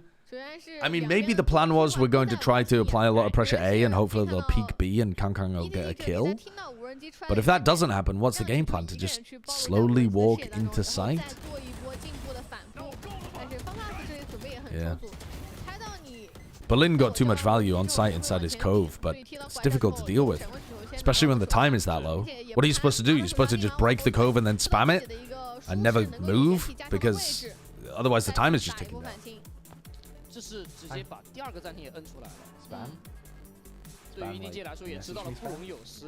Spam like... Oh. You've never eaten spam. Haven't you had what's it called? The thing at what is the Korean dish? It's called like war soup or something. No? Huh. You had kimchi for breakfast? Like what time? What time did you eat kimchi for breakfast? 5 a.m. 5 a.m. kimchi for breakfast. I mean, that is just... That is acid reflux. That's what you're asking for. No, but that's what it felt like it would induce. Okay.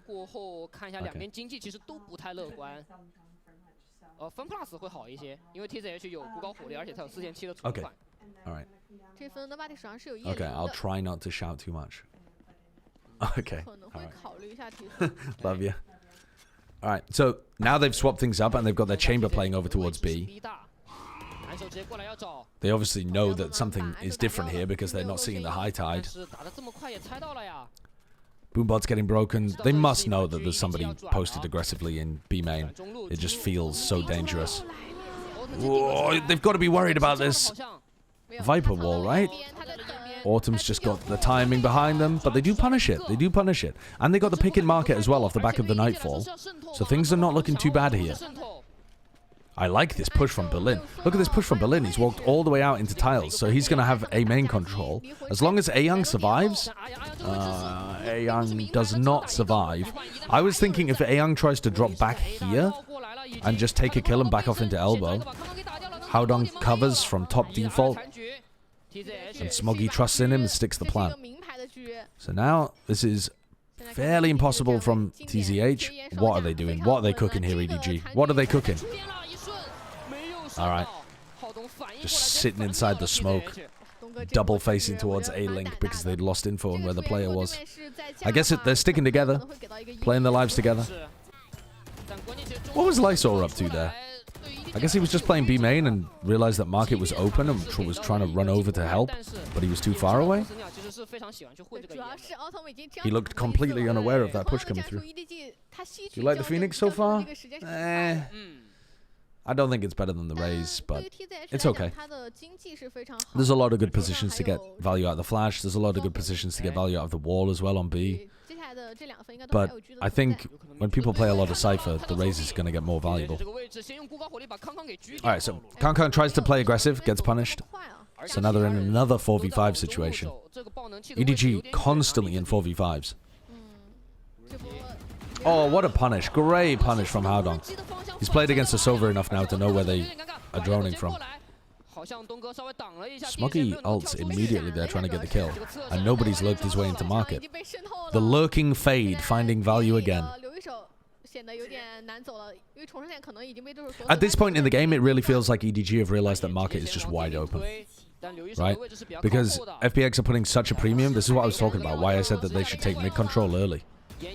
Look at that wide swing from Smoggy, again, to play the rest of his team in. Great swing. So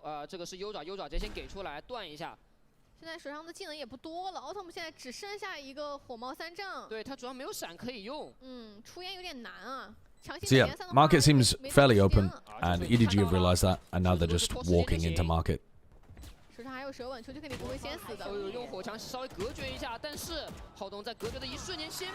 Chishu just decides to swing in the 3v1. Trying to find a timing on him, maybe pulling a flash out or something. Wait, was he even playing against the Phoenix there at the end? Now I'm second guessing, was it somebody else? They just used the Phoenix wall, but I feel like Autumn died before that. Whatever, he swung. Oh no, it was Berlin. Oh no, it wasn't. It was Autumn at the end. Anyway.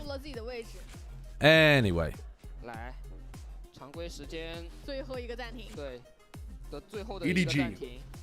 1 round away from closing this out.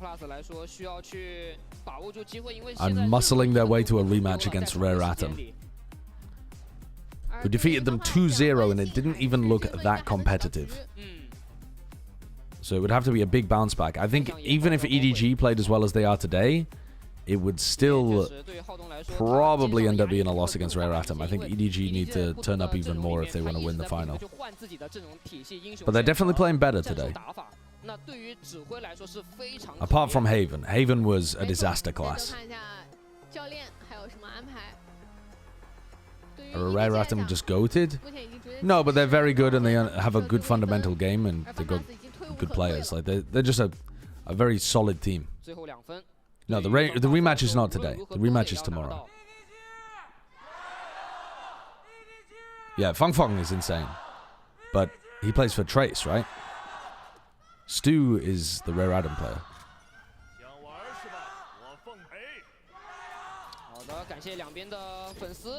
Okay, they're back to running the high tide over here.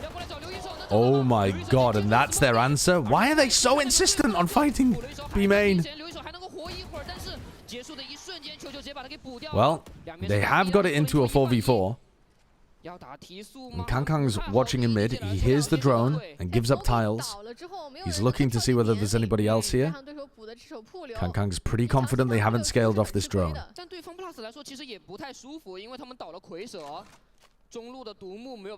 EDG also were doing A execs over and over and over again against Rare Atom, and they almost all failed. So it's nice to see they're not just trying to send it A repeatedly. Same high tide again.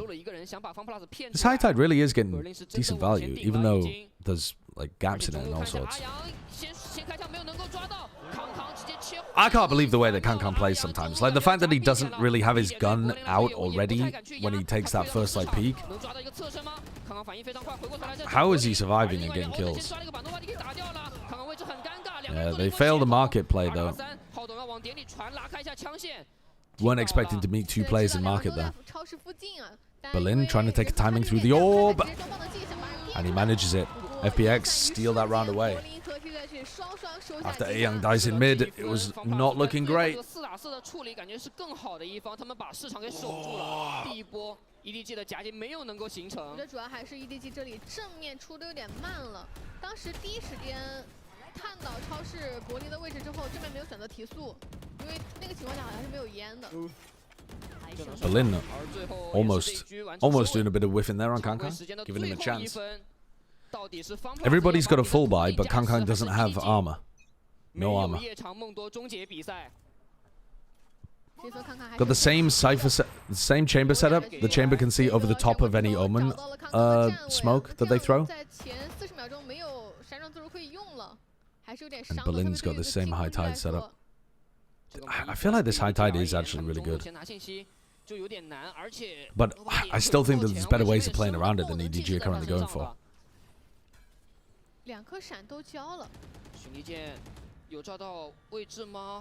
But yeah, just going tiles to take mid control early. They haven't been doing a ton of, but they are here. They do have mid. Nade and Prowler are very thorough at clearing out market. But the Cascade stops them from getting into B. They've left a lurker in mid, so there's only 2 players in market right now. I was talking about going for a 4-1 where you have 4 players market. They've gone for only 2. 1 player left behind in tiles to watch their back. And Kangkang finds his up kill. Haodong also wins the duel against Berlin. Kangkang would have been able to get the trade, but they don't need it, and this is it.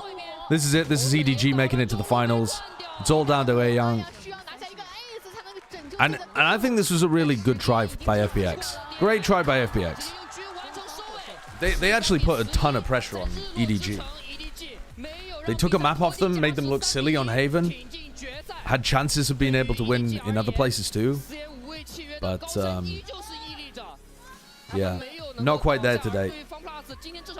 The ideas are a little too funky, and EDG found their ways around them. And also the EDG players were popping off today. I think Chichu played amazingly today. And nobody on Breeze was pounding too. We saw some big rounds from Kangkang with the op, but he wasn't the difference maker. It definitely could have gone to game 5. Yeah. If EDG had been having like a bad day individually, it could have been a 3-1 in the other direction. But EDG individually saved themselves in quite a lot of close moments with their individual skill. Ending now? Yeah, I'm going to end the stream now. I'm going to stream later on. I'm going to play Minecraft later today. Today is Minecraft Saturday. It doesn't have any alliteration, but doesn't need it. Let me just check. Was there anything else that I needed to do today? The gardener came over and did the garden. I'm posh now, by the way. I hired somebody to look after my garden because I fucked it up, chat. It's not because I have the spare wealth to pay for it. I completely fucked up my garden. I didn't rake it properly last year. All of the leaves fell on the garden. They killed the grass completely.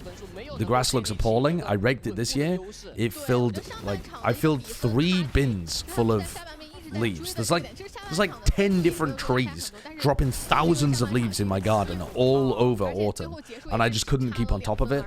And so in the end, I was like, fuck it. One of our next door neighbors has somebody that comes over and deals with their lawn. So I asked Beth if she would organize that. So anyway, my garden is lovely. It's not lovely. It actually still looks like shit because all the grass is dead, but at least it's not going to die any further over this winter. So anyway, yeah, then we have the co-stream, and then yeah, good to go. All right, so I'm gonna be back later to stream some Minecraft, but I still need to end my stream tonight at 1 AM so that I can wake up and co-stream the finals. Are the finals still at 9 AM? Are they still at the same time?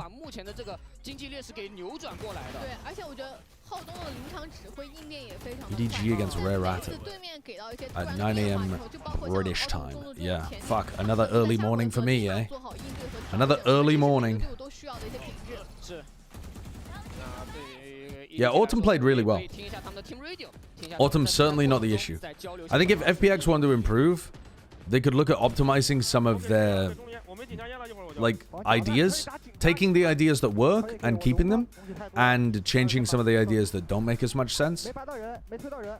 And then I think one of the other things that they don't do as well is they don't have the same level of like team play and coordination that EDG do.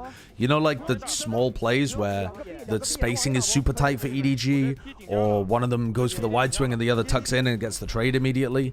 Like that kind of stuff EDG is still doing really well, even when their ideas are failing and their individuals aren't really popping. They're still coordinated together in a way that FPX isn't quite.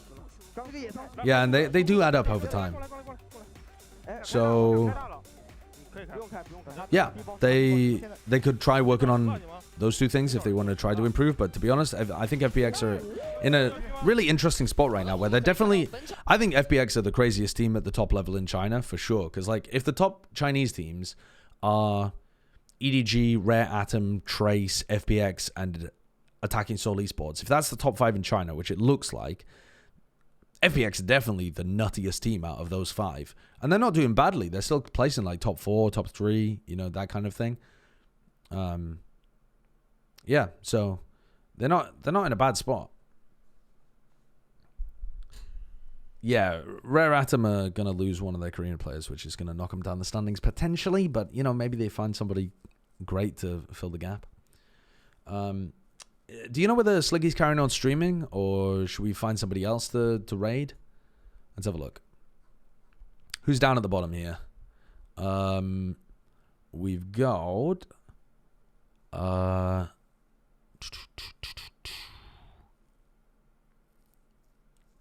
who have we got? Raid Som? I'm not going to raid Som. He's got fucking 7,000 viewers. Who do we raid? Who do we raid? Who do we raid? Could raid Bang. Why is Ryuje Hong listed on VLR? Let me check my Twitch front page and see if anybody's online. No. Very few people streaming at this hour, to be honest. Let's go for Bang. Is Bang just Bang, or does he have some kind of thing after his name? Bang Zera. There you go.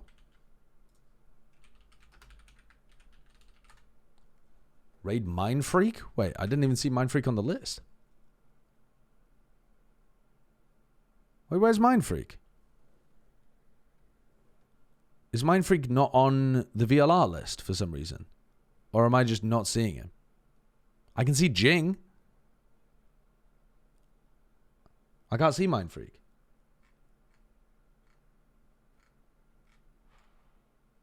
The hell? His name's PRX Mind Freak, but okay. Well, I didn't see him, and someone should probably add him to the list of Valorant streamers. But I'm going to raid Bang because I already said I was going to. But yeah, Mind Freak would have been a good shout as well. I just didn't see him on the list. All right, peace. Bye.